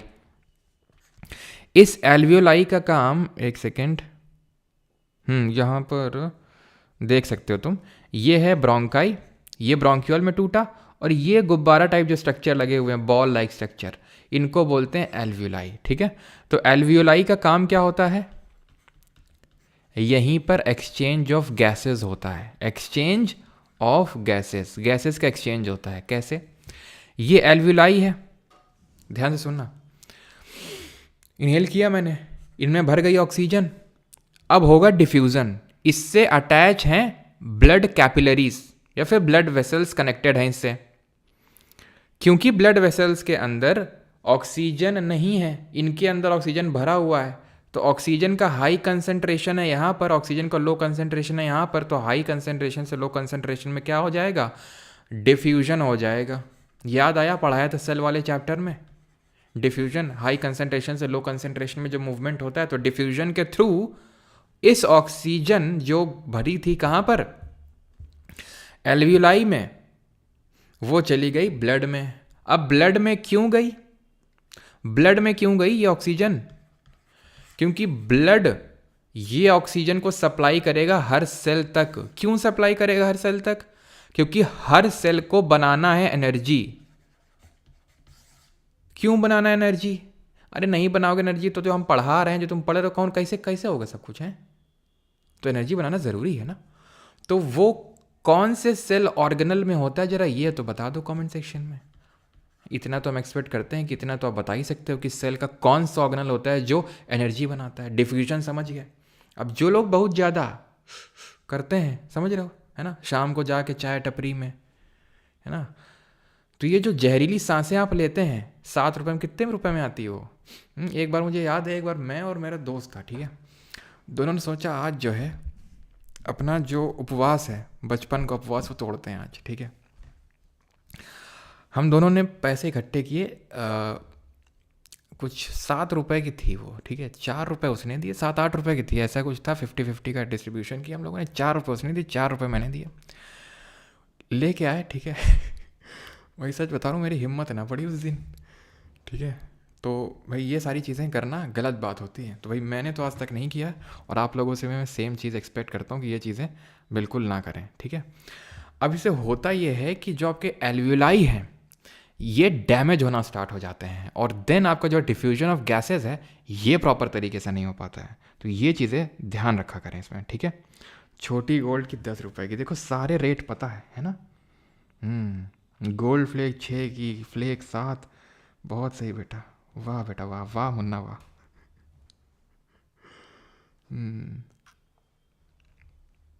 बोलो जुआ केसरिया, बेटा जुआ केसरिया भी कोई वो अच्छी बात नहीं। उनको अफीलों को लगता है कि वो तो अल्कोहल तो लीवर को अफेक्ट करती है, ये लंग्स को अफेक्ट करती है, उसमें क्या है भैया, वो तो और ही बेकार है, वो ओरल कैंसर कर देता है। उसमें ऐसे ऐसे केमिकल डाले जाते हैं ना, ये कत्था वत्था पहले डलता है, तब तो वो सब डलता नहीं, और जाने क्या मैग्नीशियम क्लोराइड और ये सब डलते हैं, उससे ओरल कैंसर हो जाता है, ठीक है। खाना वाना सब कुछ नहीं हो पाएगा, है ना। क्या व्हाट इज़ डार? डार तो यार पहली बार सुन रहा हूँ। किसान बीड़ी 4 रुपए की, बहुत सही बेटा, ठीक है। तो कौन से ऑर्गेनल में बनता है? माइटोकॉन्ड्रिया में, ठीक है, माइटोकॉन्ड्रिया में बनता है। वो भी देखेंगे किस तरह से होता है, अभी एक स्टेप और आगे होगा अभी, ठीक है। तो डिफ्यूजन वगैरह हो गया। अब जब हम एक्सेल करते हैं तो एक्चुअल में माइटोकॉन्ड्रिया में, चलो सब कुछ कॉन्टिन्यूएशन में ही क्यों ना रखें, ठीक है, सब कुछ कॉन्टिन्यूएशन में रखते हैं। तो ये चीज़ हो गया, ब्लड में पहुंच गया, ब्लड ने सेल को दे दिया। अब सेल में क्या होगा वो समझ लेते हैं।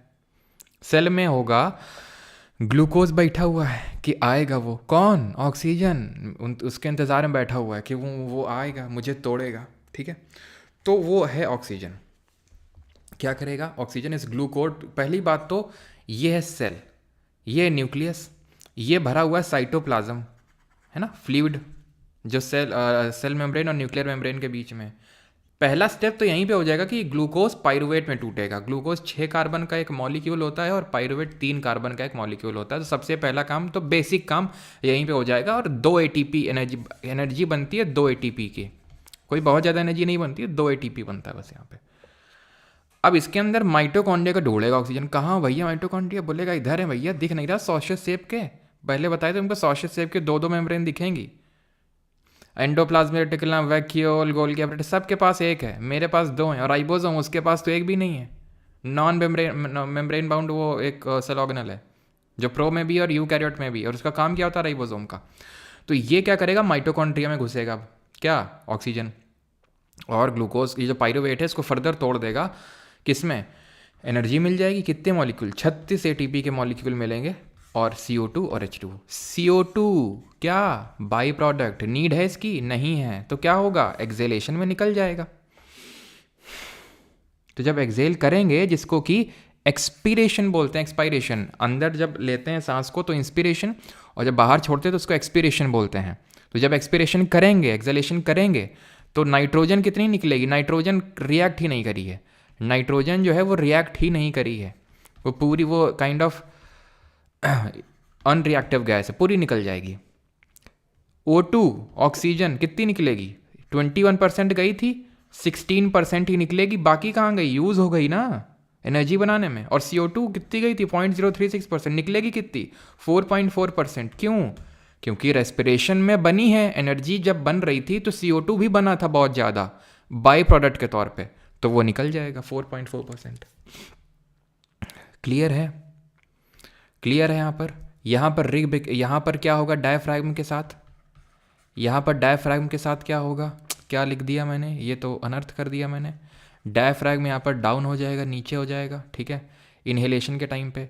एक्सेल करेंगे, जब सांस को बाहर छोड़ेंगे तो डायफ्रागम ऊपर आएगा, और वो लंग्स को क्या करेगा, पुश करेगा, मतलब या फिर कॉन्ट्रैक्ट करवाएगा, ठीक है। तो लंग्स क्या करेंगे एक्सेल के टाइम पे, लंग्स कॉन्ट्रैक्ट करेंगे, सिकुड़ेंगे, और जो हमारा रिब केज है वो नीचे की तरफ जाएगा, ठीक है, रिब केज नीचे की तरफ चला जाएगा, डाउन। रटना नहीं है, पूरा समझा दिया मैंने। अब ये मत बोलना कि इसमें भी रटना पड़ रहा है, डायफ्रागम क्यों था, सब कुछ ठीक। अब तुमने देखा होगा ये सब कुछ समझ में आ गया सभी को, किसी कोई दिक्कत नहीं है। रेस्पिरेशन कैसे क्या होता है, मेडुला ऑब्लोंगाटा हमारा रेस्पिरेटरी सिस्टम में रेस्पिरेटरी सेंटर होता है। मेडुला ऑब्लोंगाटा कहाँ पे किसका पार्ट होता है, ये हाइंड ब्रेन का पार्ट होता है, पश्च मस्तिष्क का पार्ट होता है ये, ठीक है। ये जो हमारा रेस्पिरेटरी सिस्टम हो गया, डाइजेस्टिव हो गया, सर्कुलेटरी हो गया, उसमें ये मेडुला ऑब्लोंगाटा हेल्प करता है, ठीक है। नहीं, हाँ,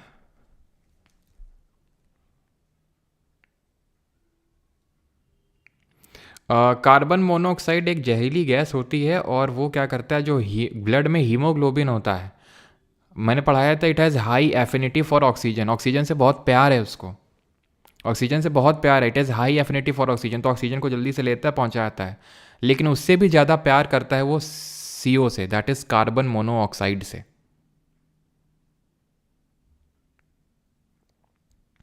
अस्थमा क्यों होता है, अस्थमा होता है तब जब आपका जो ट्रैकिया होता है ये, इसमें इन्फ्लेमेशन आ जाती है, ठीक है।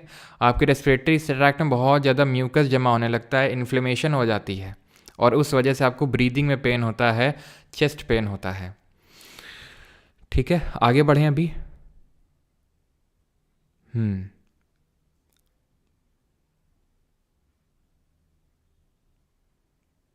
हीरोगिरी फू फू करने में नहीं, थू थू करने में।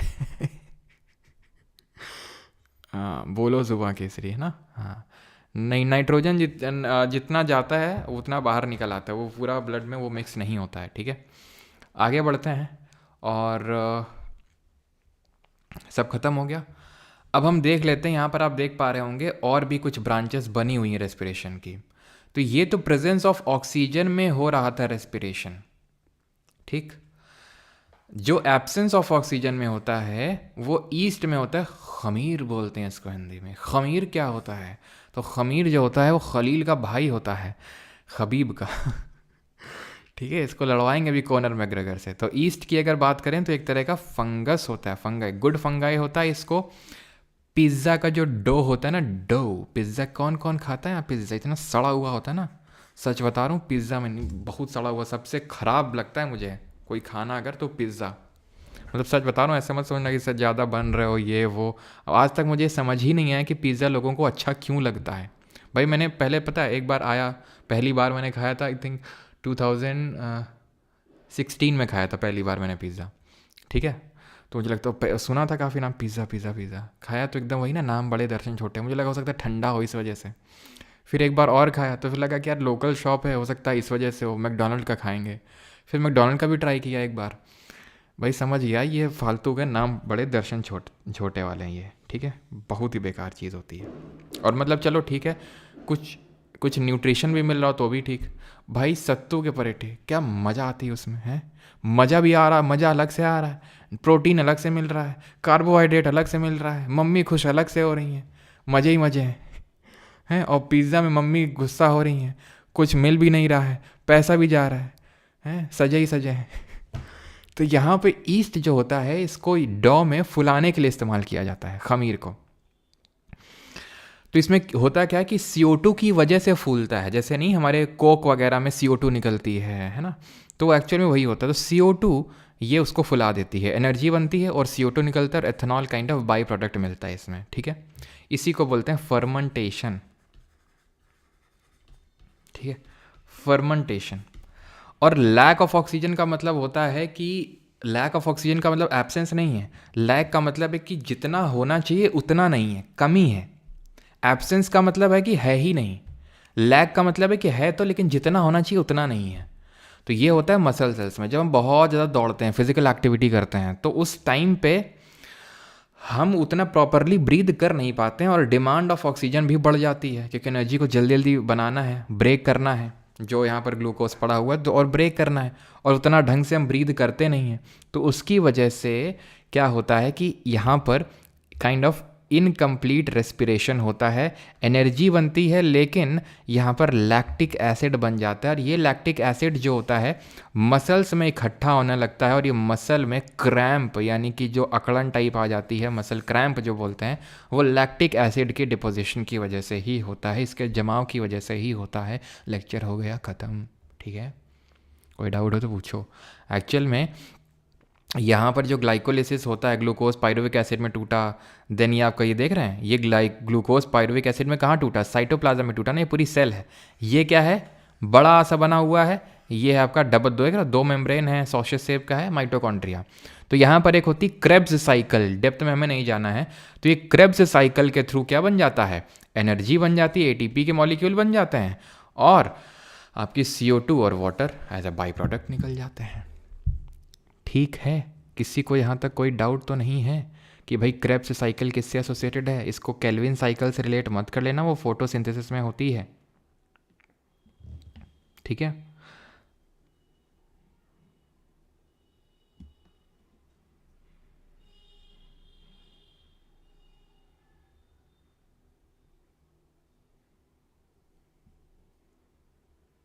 बस समराइज कर दो, समराइज करते हैं।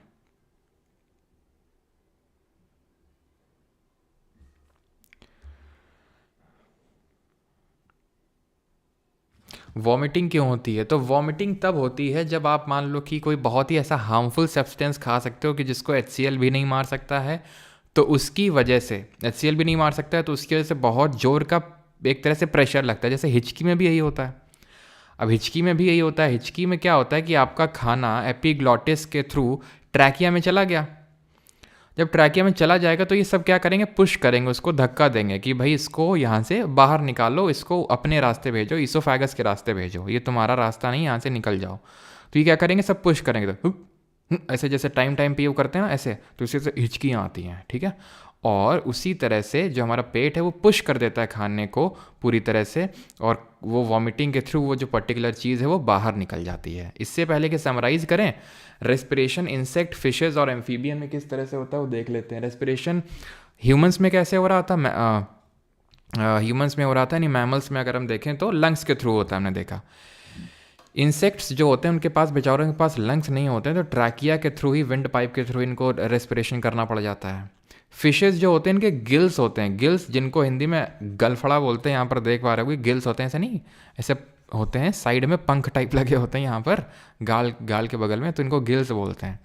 एम्फीबियंस मतलब उभयचर, फॉर एग्जाम्पल जैसे कि फ्रॉग हो गया, जो कहाँ रहते हैं, जो लैंड में भी रहते हैं और जो वाटर में भी रहते हैं, उन्हीं को एम्फीबियन बोलते हैं। ज़रा बताइए प्लांट किंगडम का एम्फीबियन किसको बोलते हैं?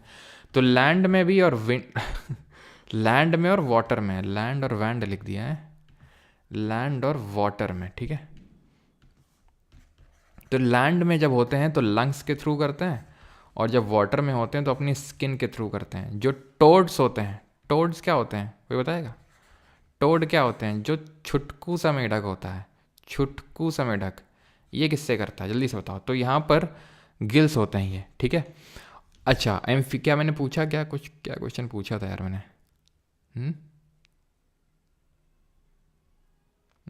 हाँ, एम्फीबियंस ऑफ प्लांट किंगडम, तो वो हम बोलते हैं ब्रायोफाइट्स को, ठीक है। और जो टोड्स होते हैं ये भी अपने स्किन के थ्रू रेस्पायर स्किन या फिर गिल्स के थ्रू करते हैं मेनली, ठीक है। ऐसे समझ लो कि ये मेनली आप वही लिख लो, गिल्स ही लिख लो, ठीक है। गिल्स के थ्रू ही करते हैं ये, ठीक है। और फिर जब धीरे धीरे थोड़ा सा बड़ा होने लगेंगे पानी में, तो वो गिल्स की जगह अपनी स्किन से ही रेस्पायर करने लगते हैं, ठीक है। क्लियर? अब हम यहाँ पर चीज़ों को कर लेते हैं समराइज़, ठीक है। समराइज़ कर लेते हैं हमने क्या क्या पढ़ा। समराइज़ क्यों कर लें, क्वेश्चन तो इसी वजह से लगाते हैं ना, समराइज़ करने की वजह से कि कर दें, बताओ जल्दी से। लेकिन लिख के नहीं कर पाएंगे, आंखें बंद बंद करके करना हो तो कर लो।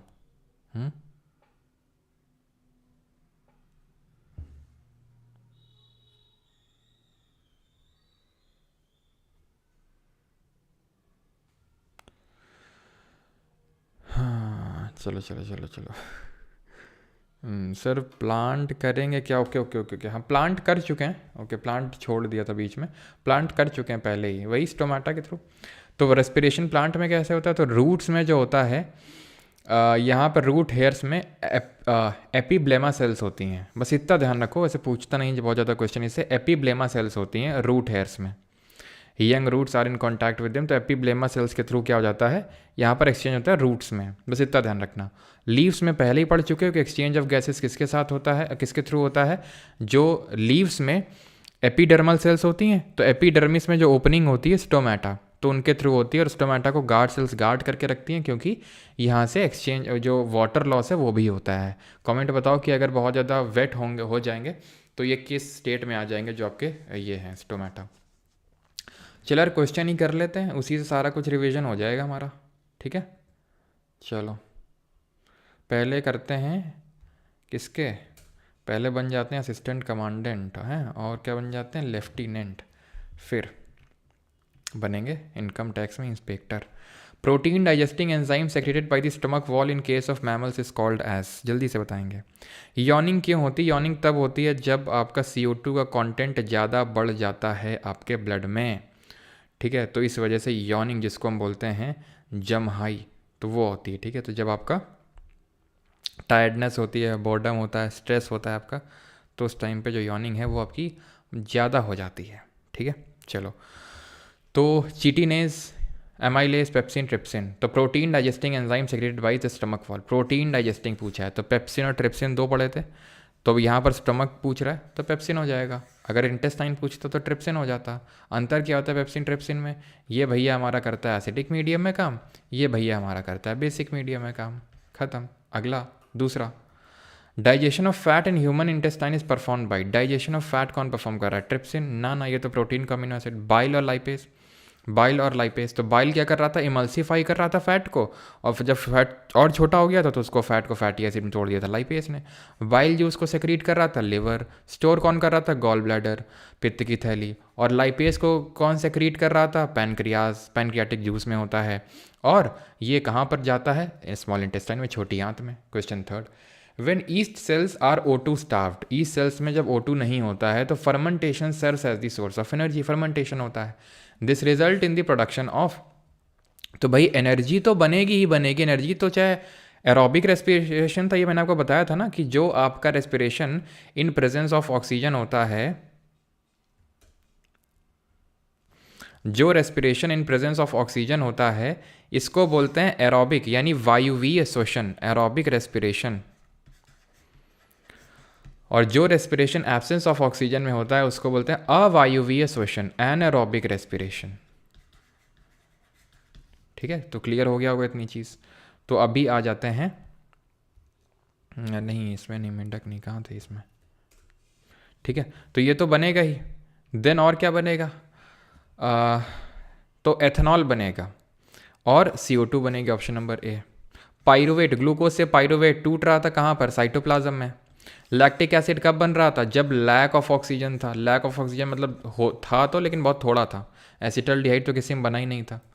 इन the human digestive system which one among the following is the role of the pancreas, इसमें यकृत, जो सॉरी यकृत बोल रहा हूँ, जो अग्नाशय है, यकृत तो लीवर होता है, इसका क्या रोल होता है, secretion of surfactants to break up lipid droplets, storage and regulated release of biles, secretion of lipase, amylase and protease, neutralizing stomach acid।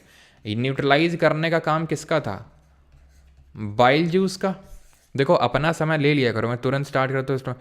तुम्हें लगता है कि यार रुको हमें ऑप्शन पहले पढ़ने समझना है, ठीक है, तो आराम से पढ़ के समझो, क्योंकि अब अभी ऐसा कोई मॉक नहीं लगा रहे हो, ठीक है, प्रैक्टिस नहीं कर रहे हैं हम लोग, मतलब प्रैक्टिस तो कर रहे हैं लेकिन जस्ट अभी अभी आपने टॉपिक पढ़ा है, तो आप अपना आराम से पूरा टाइम लिया करो, वैसे कोई दिक्कत नहीं है।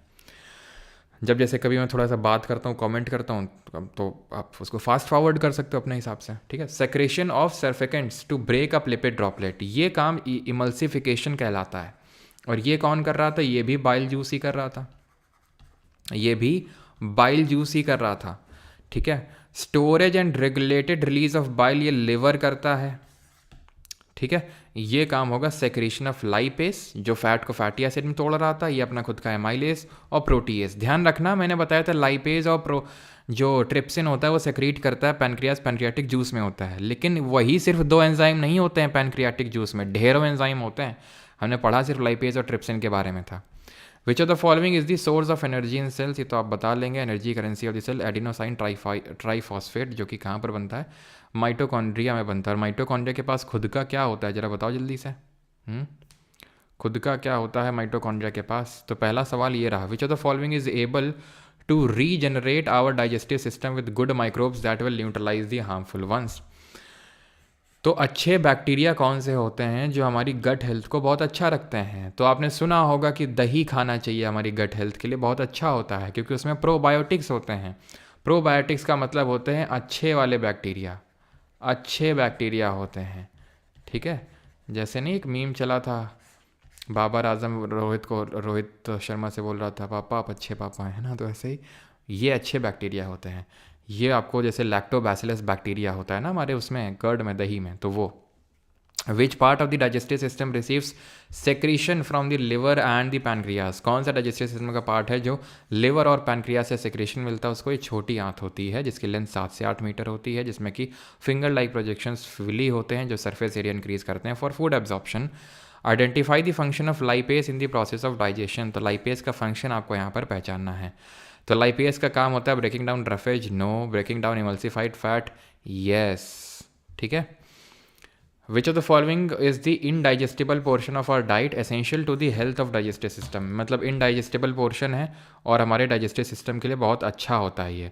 तो क्या चीज़ होती है जो हमारे डाइजेस्टिव सिस्टम के लिए बहुत अच्छा होता है, तो ये होता है रफेज। मैंने आपको बताया था ये काइंड ऑफ आपका फाइबर होता है और ये आपको कॉन्स्टिपेशन की प्रॉब्लम से बचाता है, ठीक है।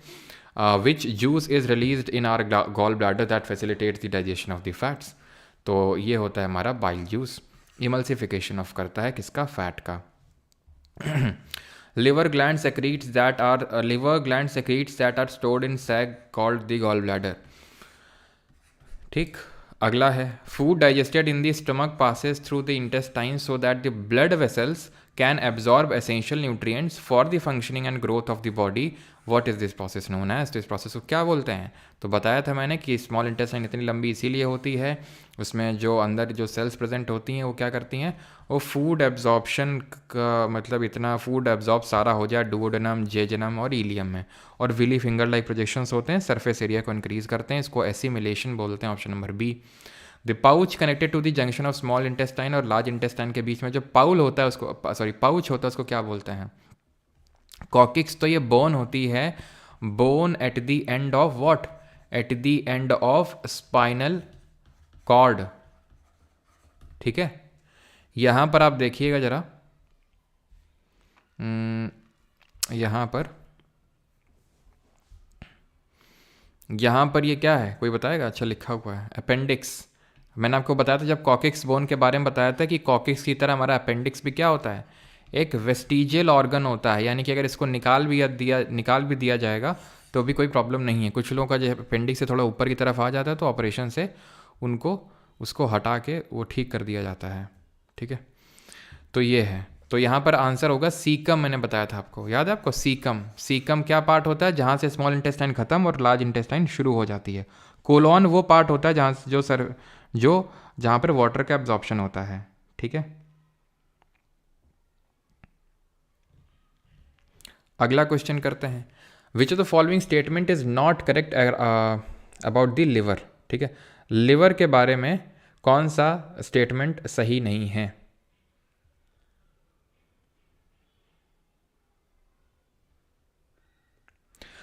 It is situated in the upper part of the abdomen on the left side. गलत है, राइट साइड में होता है। ठीक है, बाइल जूस को सेक्रीट करता है, जो कि स्टोर होता है गॉल ब्लैडर में, लार्जेस्ट ग्लैंड होता है, रेडिश ब्राउन कलर का होता है, और हमें पता है क्यूफर सेल्स होते हैं जिसकी वजह से इसके में पावर ऑफ रीजनरेशन होता है। ठीक है, ये किसका डाउट आ रहा है? एक सेकेंड। वॉमिटिंग के लिए ना तो आपका सेरिब्रम जो आप लिख रहे हैं ना, हाइपोथैलेमस, मेडुला ऑब्लोंगोटा रिस्पॉन्सिबल होता है, मेडुला ऑब्लोंगोटा रिस्पॉन्सिबल होता है उसके लिए। ठीक है, which food requires a longer small intestine to digest the food? तो लैम्ब, एग्स, ग्रास, चिकन। तो ग्रास के लिए लंबी स्मॉल इंटेस्टाइन चाहिए, क्योंकि ग्रास में होता है सेल्यूलोज, सेल वॉल बनी होती है सेल्यूलोज की। अब ये लैम्ब हो गया, एग्स हो गया, चिकन हो गया, इनमें सेल वॉल नहीं होती है, तो इसलिए ये जल्दी डाइजेस्ट होंगे, है ना। सेल्यूलोज जो है एक्स्ट्रा डाइजेशन मांगता है। In humans the digestion of carbohydrates like starch begins in which of the following parts? तो कहाँ पर स्टार्ट होता है डाइजेस्टिव सिस्टम हमारा? तो ये स्टार्ट होता है हमारा बकल कैविटी में ही स्टार्ट हो जाता है, मैंने आपको बताया था। ठीक है, कॉम्प्लेक्स कार्बोहाइड्रेट सिंपल में ब्रेक हो जाता है। इन र्यूमिनेंट्स लाइक कैटल, मवेशियों जैसे कि जुगाली क्या होता है? आपने देखा होगा ना, गाँव में गाय भैंस बैठे हुए हैं, मुंह चला रहे हैं, लेकिन तुम्हारी तरह नहीं है, वो बातें करने के लिए मुंह नहीं चलाते, वो चलाते रहते हैं खाने के डाइजेशन के लिए, है ना। वाइट करके वो निकलता रहता है। तो एक्चुअल में क्या करते हैं ये, पहले अपने जो इनको र्यूमिनेंट्स बोला जाता है। ठीक है, तो इनका जो र्यूमेन होता है वहाँ ले जाते हैं पार्शली डाइजेस्टेड, उसको फिर से वापस लाते हैं डाइजेस्टिव जूसेस से मिला के, और फिर उसको आउ चबाते हैं, फिर ले जाते हैं अंदर। तो ये पूरा प्रोसेस आराम से बैठे करते रहते हैं आराम से। ठीक है, आराम से छाया में बैठे हैं, है ना, जुगाली चल रही है अपना आराम से। Which of the following is a medium-sized globular protein that acts as a pancreatic serine protease found in the digestive system of many vertebrates? Medium-sized globular protein होता है ये, that acts as pancreatic serine। ठीक है, तो okay, तो trypsin है, माइलेस है, lipase है, फिर पेप्सिन है, तो इट वुड बी ट्रिप्सिन। ठीक है, पैनक्रियाटिक की बात हो रही है इसलिए ट्रिप्सिन लगाया। ठीक है, पेप्सिन लगाता अगर स्टमक की बात हो रही होती तो। Which of the following muscles regulate the exit of food? कौन सी मसल्स हैं जो एग्जिट ऑफ फूड को रेगुलेट करती हैं from stomach to the small intestine? तो ये कौन सी हैं? पेट से लेके जाती हैं CHSL 2024, ये स्फिंक्टर मसल्स मैंने बताई थी। कोई सिंगल क्वेश्चन नहीं है ऐसा है जो हम लोगों ने किया ना हो सकता है इक्का दुक्का मिल जाए, लेकिन मोस्टली आपसे बन जाएंगे। विच of the following animals have a single opening in the digestive system?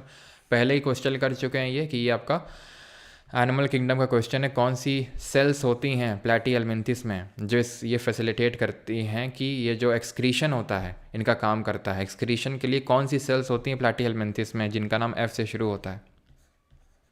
तो ये होती हैं फ्लेम सेल्स। कॉलर सेल किस में होती हैं? पॉरीफेरा में। स्टिंगिंग सेल किस में होती हैं? जो हमारे सीलेंट्रेट या निडेरिया होते हैं। Which of the following is not a function of calcium in our body, calcium का फंक्शन क्या नहीं है? It plays an important role in blood clotting, yes. Digestive system में हेल्प ही नहीं करता है सच कुछ, ठीक है। बोन्स में, हेल्दी बोन्स में आपको पता है कैल्शियम ही होता है।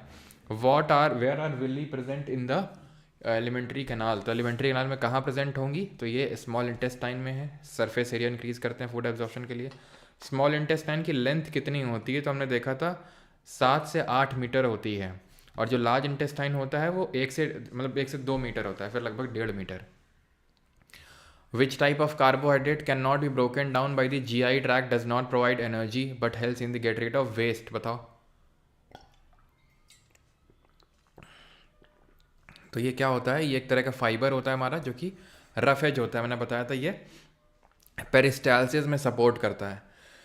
Dash a fluid secreted by new mothers during the initial days of lactation contains nutrients that boost the baby's immune system and helps fight the infection. क्या होता है जो मदर के उसमें होता है, जो मिल्क होता है, तो उसमें होता है आपका कोलोस्ट्रम, ठीक है। कोलोस्ट्रम जो है ये बेबी का इम्यून सिस्टम का, तभी बोला जाता है कि बच्चे को, जब वो बच्चे का जन्म होता है तो माँ का दूध ही सबसे बेस्ट होता है उसके लिए, है ना, due to present of this colostrum.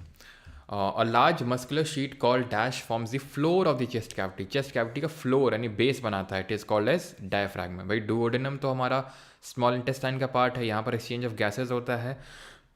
लैरिंग्स तो हमारा एडम्स एप्पल या फिर वॉइस बॉक्स होता है, साउंड बॉक्स होता है, वॉइस बॉक्स होता है। Which of the following organ secrete HCl that helps our body in killing pathogenic bacteria, pathogenic bacteria को मारने में कौन हेल्प करते हैं? तो ये स्टमक हेल्प करते हैं HCl रिलीज करके। Which of the following is the role of fibre in the diet, तो फाइबर का क्या रोल होता है? तो फाइबर का रोल होता है क्या? डाइजेशन को प्रमोट करना और बॉवल रेगुलरिटी को मेंटेन करना। What helps make the acidic food alkaline that is coming from the stomach, जो खाना स्टमक से आ रहा है इंटेस्टाइन में, उसको बेसिक कौन बना रहा है? उसको बेसिक बना रहा है बाइल जूस, बी से बेसिक, बी से bile juice. The inner wall of small intestine, अभी यार आई थिंक क्वेश्चन कर लेंगे इसके आगे जितने भी हैं, ठीक है। Through which of the following body part does food need to pass before reaching the intestine, तो इंटेस्टाइन में पहुंचने से पहले कहाँ कहाँ पाइप वो होना पड़ेगा? विंड पाइप में थोड़ी ना खाना जाएगा। माउथ, रेक्टम, रेक्टम तो बाद में आता है ना, small intestine, large intestine, then rectum आता है, देन एनस आता है, ईसोफेगस और स्टमक हो जाएगा, ठीक है। Y shaped proteinaceous structure produced by the immune cells to defend our body against harmful bacteria virus, ये एक्चुअल में डिजीज वाले चैप्टर में करना चाहिए। आंसर तो इसका इम्यूनोग्लोबिन होगा, ठीक है। ये क्वेश्चन आप कर लेंगे। ये वाला करिए 32 वाला, जो छोड़ रहा हूँ आपके लिए होमवर्क है, ठीक है, वो आसान आसान से है। ये वाला करो स्टेटमेंट वाला।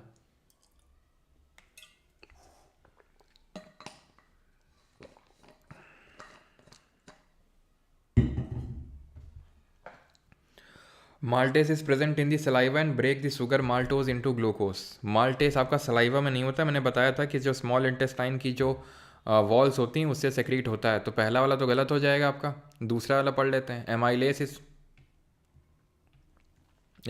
Is present in the saliva and help change starches into sugars. Complex carbohydrate को सिंपल में ब्रेक कर रहा है, बिल्कुल सही बात है। Only B, option number D answer हो जाएगा।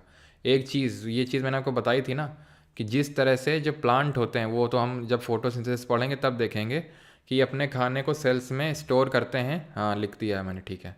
स्टोर करते हैं स्टार्च के रूप में, और यहाँ पर हमारी ह्यूमन बॉडी में ग्लाइकोजन के रूप में स्टोर होता है, ठीक है। विश्वजीत पांडा, लव फ्रॉम जयपुर उड़ीसा, सोडा सरफस। अच्छा चलो तो आगे बढ़ते हैं।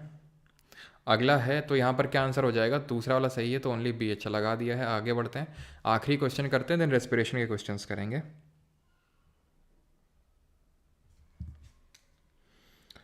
ढाई, अच्छा 2.5x का स्पीड करवाना लोफी, ठीक है मैं बोल दूंगा,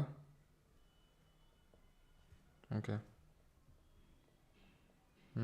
चलो तो प्रोटीन की अगर बात करेंगे तो ट्रिप्सिन हो जाएगा, कार्बोहाइड्रेट की अगर बात करेंगे तो सेलेवरी एमाइलेस, ठीक है, और फैट की अगर बात करेंगे तो लाइपेस। कैब बुक कर दो जल्दी से, ऑप्शन नंबर डी, ठीक है।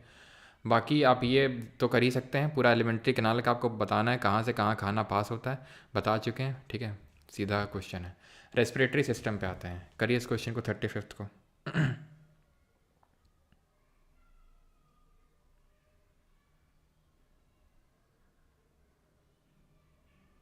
काला जादू सीखो सर, ठीक है तमाली, वो कल थोड़ा सा लेट हो गया था पीडीएफ क्योंकि सेव नहीं हो पाया था। आज तो सेव हो जाएगा, तुरंत आपको पीडीएफ मिल जाएगा, आप चिंता मत करो, ठीक है। तो sir glucose intermediate substance in break down of glucose, glucose is converted into pyruvic acid. Glucose pyruvic acid में कहाँ कन्वर्ट होता है? ये कन्वर्ट होता है आपका, इसी को बोलते हैं glycolysis. Okay, uses nutrient for fermentation, fermentation मतलब ईस्ट, यानी C2 का तो C होगा, best organic substrate for respiration, ठीक है, तो 2 का तो C होगा। देन अगर बात करें ग्लाइकोलिसिस जो होता है वो क्या होता है आपका? Glucose is converted into pyruvic acid. कहाँ पर होता है जल्दी से बताओ? ग्लूकोज जो 6 कार्बन मॉलिक्यूल होता है वो पायरुवेट में कहाँ पर टूटता है, जो कि एक 3 कार्बन मॉलिक्यूल होता है। पायरुविक एसिड एक intermediate substance in break down of glucose. जब ब्रेक डाउन होता है ग्लूकोज तो पहले पायरुविक एसिड बनता है, और इसका क्या हो जाएगा आपका? डी। तो DCB आंसर हो जाएगा ऑप्शन नंबर ए। पूरा आपको करने की ज़रूरत नहीं होती, जैसे अगर आपने पकड़ लिया कि सेकंड का C है, ऐसे वाले क्वेश्चन में तुरंत आया करो ऑप्शंस के पास कि भाई सेकंड का C किस में है, देख सकते हो सेकंड का C सिर्फ एक ही में, तुरंत आंसर आ गया था, आगे बढ़ने की ज़रूरत ही नहीं थी। तो टाइम आपको बचाना होता है यहाँ पर, क्योंकि अभी हम सीख रहे हैं चीज़ों को, तो इसलिए पूरा वो मैंने आपको ले किया, ठीक है। तो ग्लूकोज आपका पायरुवेट में टूटता है साइटोप्लाज्म में, देन वो फर्दर एनर्जी में बनता है कहाँ पर? आपका माइटोकॉन्ड्रिया में। In boys larynx is visible as a distinct bulge at the front of the throat called as. तो एड्रेनालिन, कंठमणि, एडम्स एप्पल, कॉर्न या फिर गुलेट? तो क्या होगा? एडम्स एप्पल, ठीक है।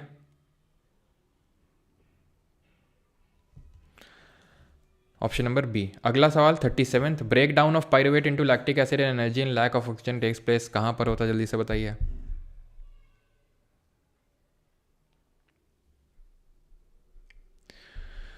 क्या होता है भाई? इसलिए होता है क्योंकि मेंस में इस वजह से होता है क्योंकि मेंस में हमने कल पढ़ा था, कल नहीं, ठीक है परसों आई थिंक पढ़ा था ना, कि हमारा हार्मोन निकलता है टेस्टोस्टेरोन, जिसकी वजह से जो मेल होते हैं उनकी आवाज़ जो है थोड़ी सी डीप हो जाती है, भारी हो जाती है, और जो एडम्स एप्पल है वो बड़ा हो जाता है, प्रोमिनेंट हो जाता है। विमेन में ऐसा नहीं होता है क्योंकि विमेन में इस टेस्टोस्टेरोन निकलते तो हैं लेकिन बहुत ही लो निकलते हैं, बहुत ही लो लेवल्स के, ठीक है। तो आंसर क्या होगा? ईस्ट हो जाएगा, खमीर, ठीक है।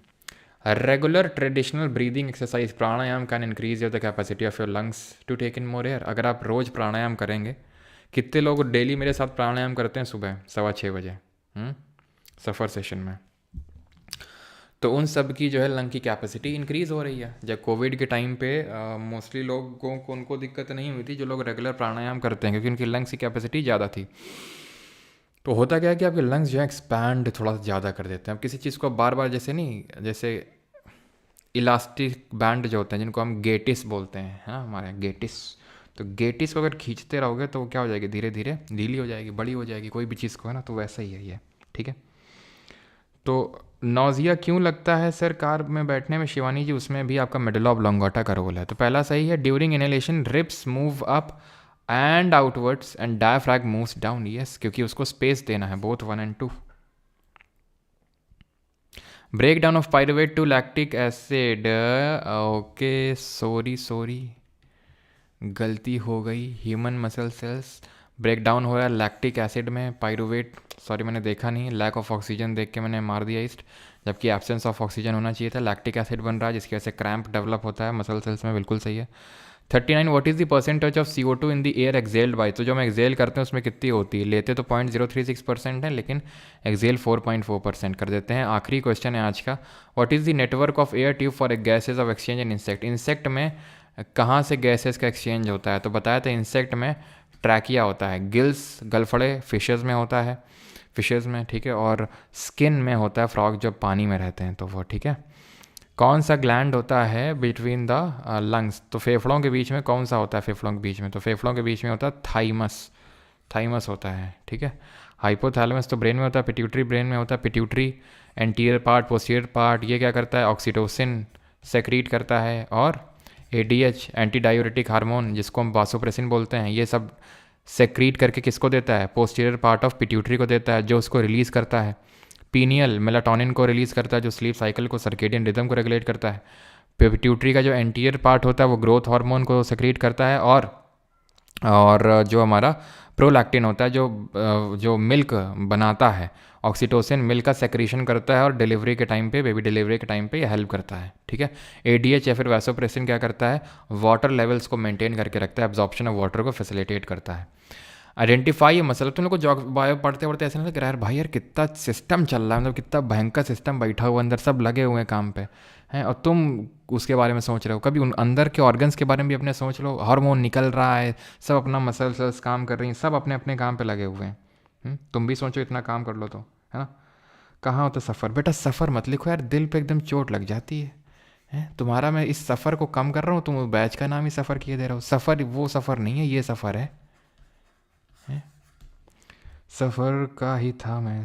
लंग्स पार्ट डिवीजन क्या,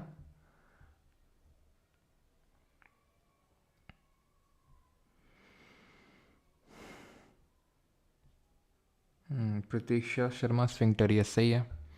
निशा चलो ठीक है, तो यहाँ पर सही आंसर क्या होगा, स्फिंक्टर मसल्स हो जाएगा, ऑप्शन नंबर डी।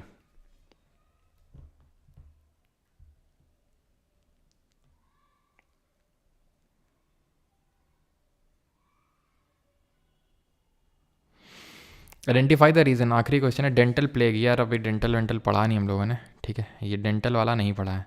अच्छा आखिरी क्वेश्चन कर दो 49, फिर छोड़ देते हैं आपको।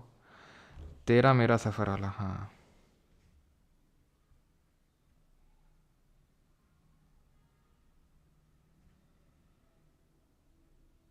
सफल पान मसाला, वाह। ट्रैकिया, ठीक है, ये क्या है पहला वाला, पहला वाला ट्रैकिया तो होगा नहीं, ट्रैकिया तो ये है यार सी वाला, ठीक है, ट्रैकिया तो सी वाला है, तो ये दोनों गए आपके। सबसे आखिर में तो ट्रैकिया आता है, विंड पाइप जिसको बोलते हैं। सबसे पहले तो फेरिंग्स आएगा, यस ठीक है, सबसे पहले तो फेरिंग्स आएगा, देन लैरिंग्स आएगा, देन ट्रैकिया आ जाएगा। सिंपल सा क्वेश्चन है, ठीक है। चलो बाकी क्वेश्चन तो यार कर ही सकते हो, है ना। ये वाला क्वेश्चन और कर लो, आरआरसी में पूछा क्या है ये। द रिप्स सिंक इन, क्या all the statement given below regarding respiration in humans are correct except one. एक गलत है, कौन सा, ribs sink in and the diaphragm raises upwards. Okay, ribs rise up, diaphragm नीचे जाता है, फ्लैट हो जाता है। रिप्स मतलब ऐसा होता है डायफ्राम, और जब सांस लेते हैं तो ऐसा हो जाता है, फ्लैटन हो जाता है, सही है ये भी। थोरेसिक कैविटी बिकम्स लार्जर, ठीक है। एयर इज टेकन, अच्छा यहाँ पर all this statement, I think यहाँ पर इंस्पिरेशन की बात हो रही है, जब हमने सांस अंदर ली है तब की बात हो रही है, ठीक है, तब की। 49 का तो भाई सी तो लगाया है, सी तो लगाया 49 का। तो ये वाला सही होगा अगर हम इनहेलेशन की बात कर रहे हैं। Air is taken in the lungs, बिल्कुल सही है। Ribs rise up and diaphragm flatten, ये सही है। तो ये वाला गलत हो जाएगा आपका फिर, ठीक है, ऑप्शन नंबर ए। क्लियर है, पहला वाला आपका गलत हो जाएगा अगर यहाँ पर इनहेलेशन की बात है तो। चलो थैंक यू सभी को, धन्यवाद। और काफ़ी लोग बोलते हैं कि सर ये वीडियोस जाती कहाँ पे मॉर्निंग वाली क्लास के, तो बैच की क्लासेस हैं। ये परमार जीके बैच 3.0 है, ठीक है, परमार जीके बैच 3.0, और इसकी वो आप देख सकते हैं, ठीक है। तो इसकी live and recorded lectures, class notes and जो PYQ बेस्ड चैप्टर क्विजेज हैं, सब यहाँ पर आपको मिल जाएंगे, ठीक है। और प्राइवेट टेलीग्राम ग्रुप है, वहाँ पर भी आपको चीज़ें मिल जाएंगी, जो ये हमारी PPT की एनोटेड PDF होती हैं, सारी चीज़ें, ठीक है। आज हम तुरंत ही डाल दूंगा, राइट। किस में डिवीज़न होते हैं, किस में सर, आज मेडिटेशन होगा और पूरी कब कराएं आएंगे, पूरी कब आएंगे, क्या बोल रहा भाई विश्वजीत, हो तो गया सुबह 6:15 37, 37 का D होगा, एक बार देखो भाई, D तो टिक है, पहले गलती से C हो गया था, वो D तो टिक ही है। सर मैं कल से आऊँगा, मतलब आपका मोस्ट वेलकम है पुष्पेंद्र जी।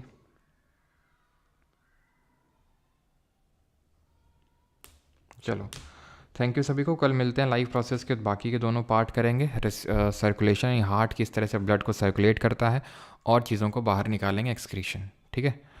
चलिए, और कल हमारा मेजर पार्ट ऑफ ज्योग्राफी मतलब ऑलमोस्ट ख़त्म ही हो जाएगा, ठीक है। चलिए थैंक यू, धन्यवाद। नेक रोटेशन, चलो यार याद दिला दिया, थैंक यू।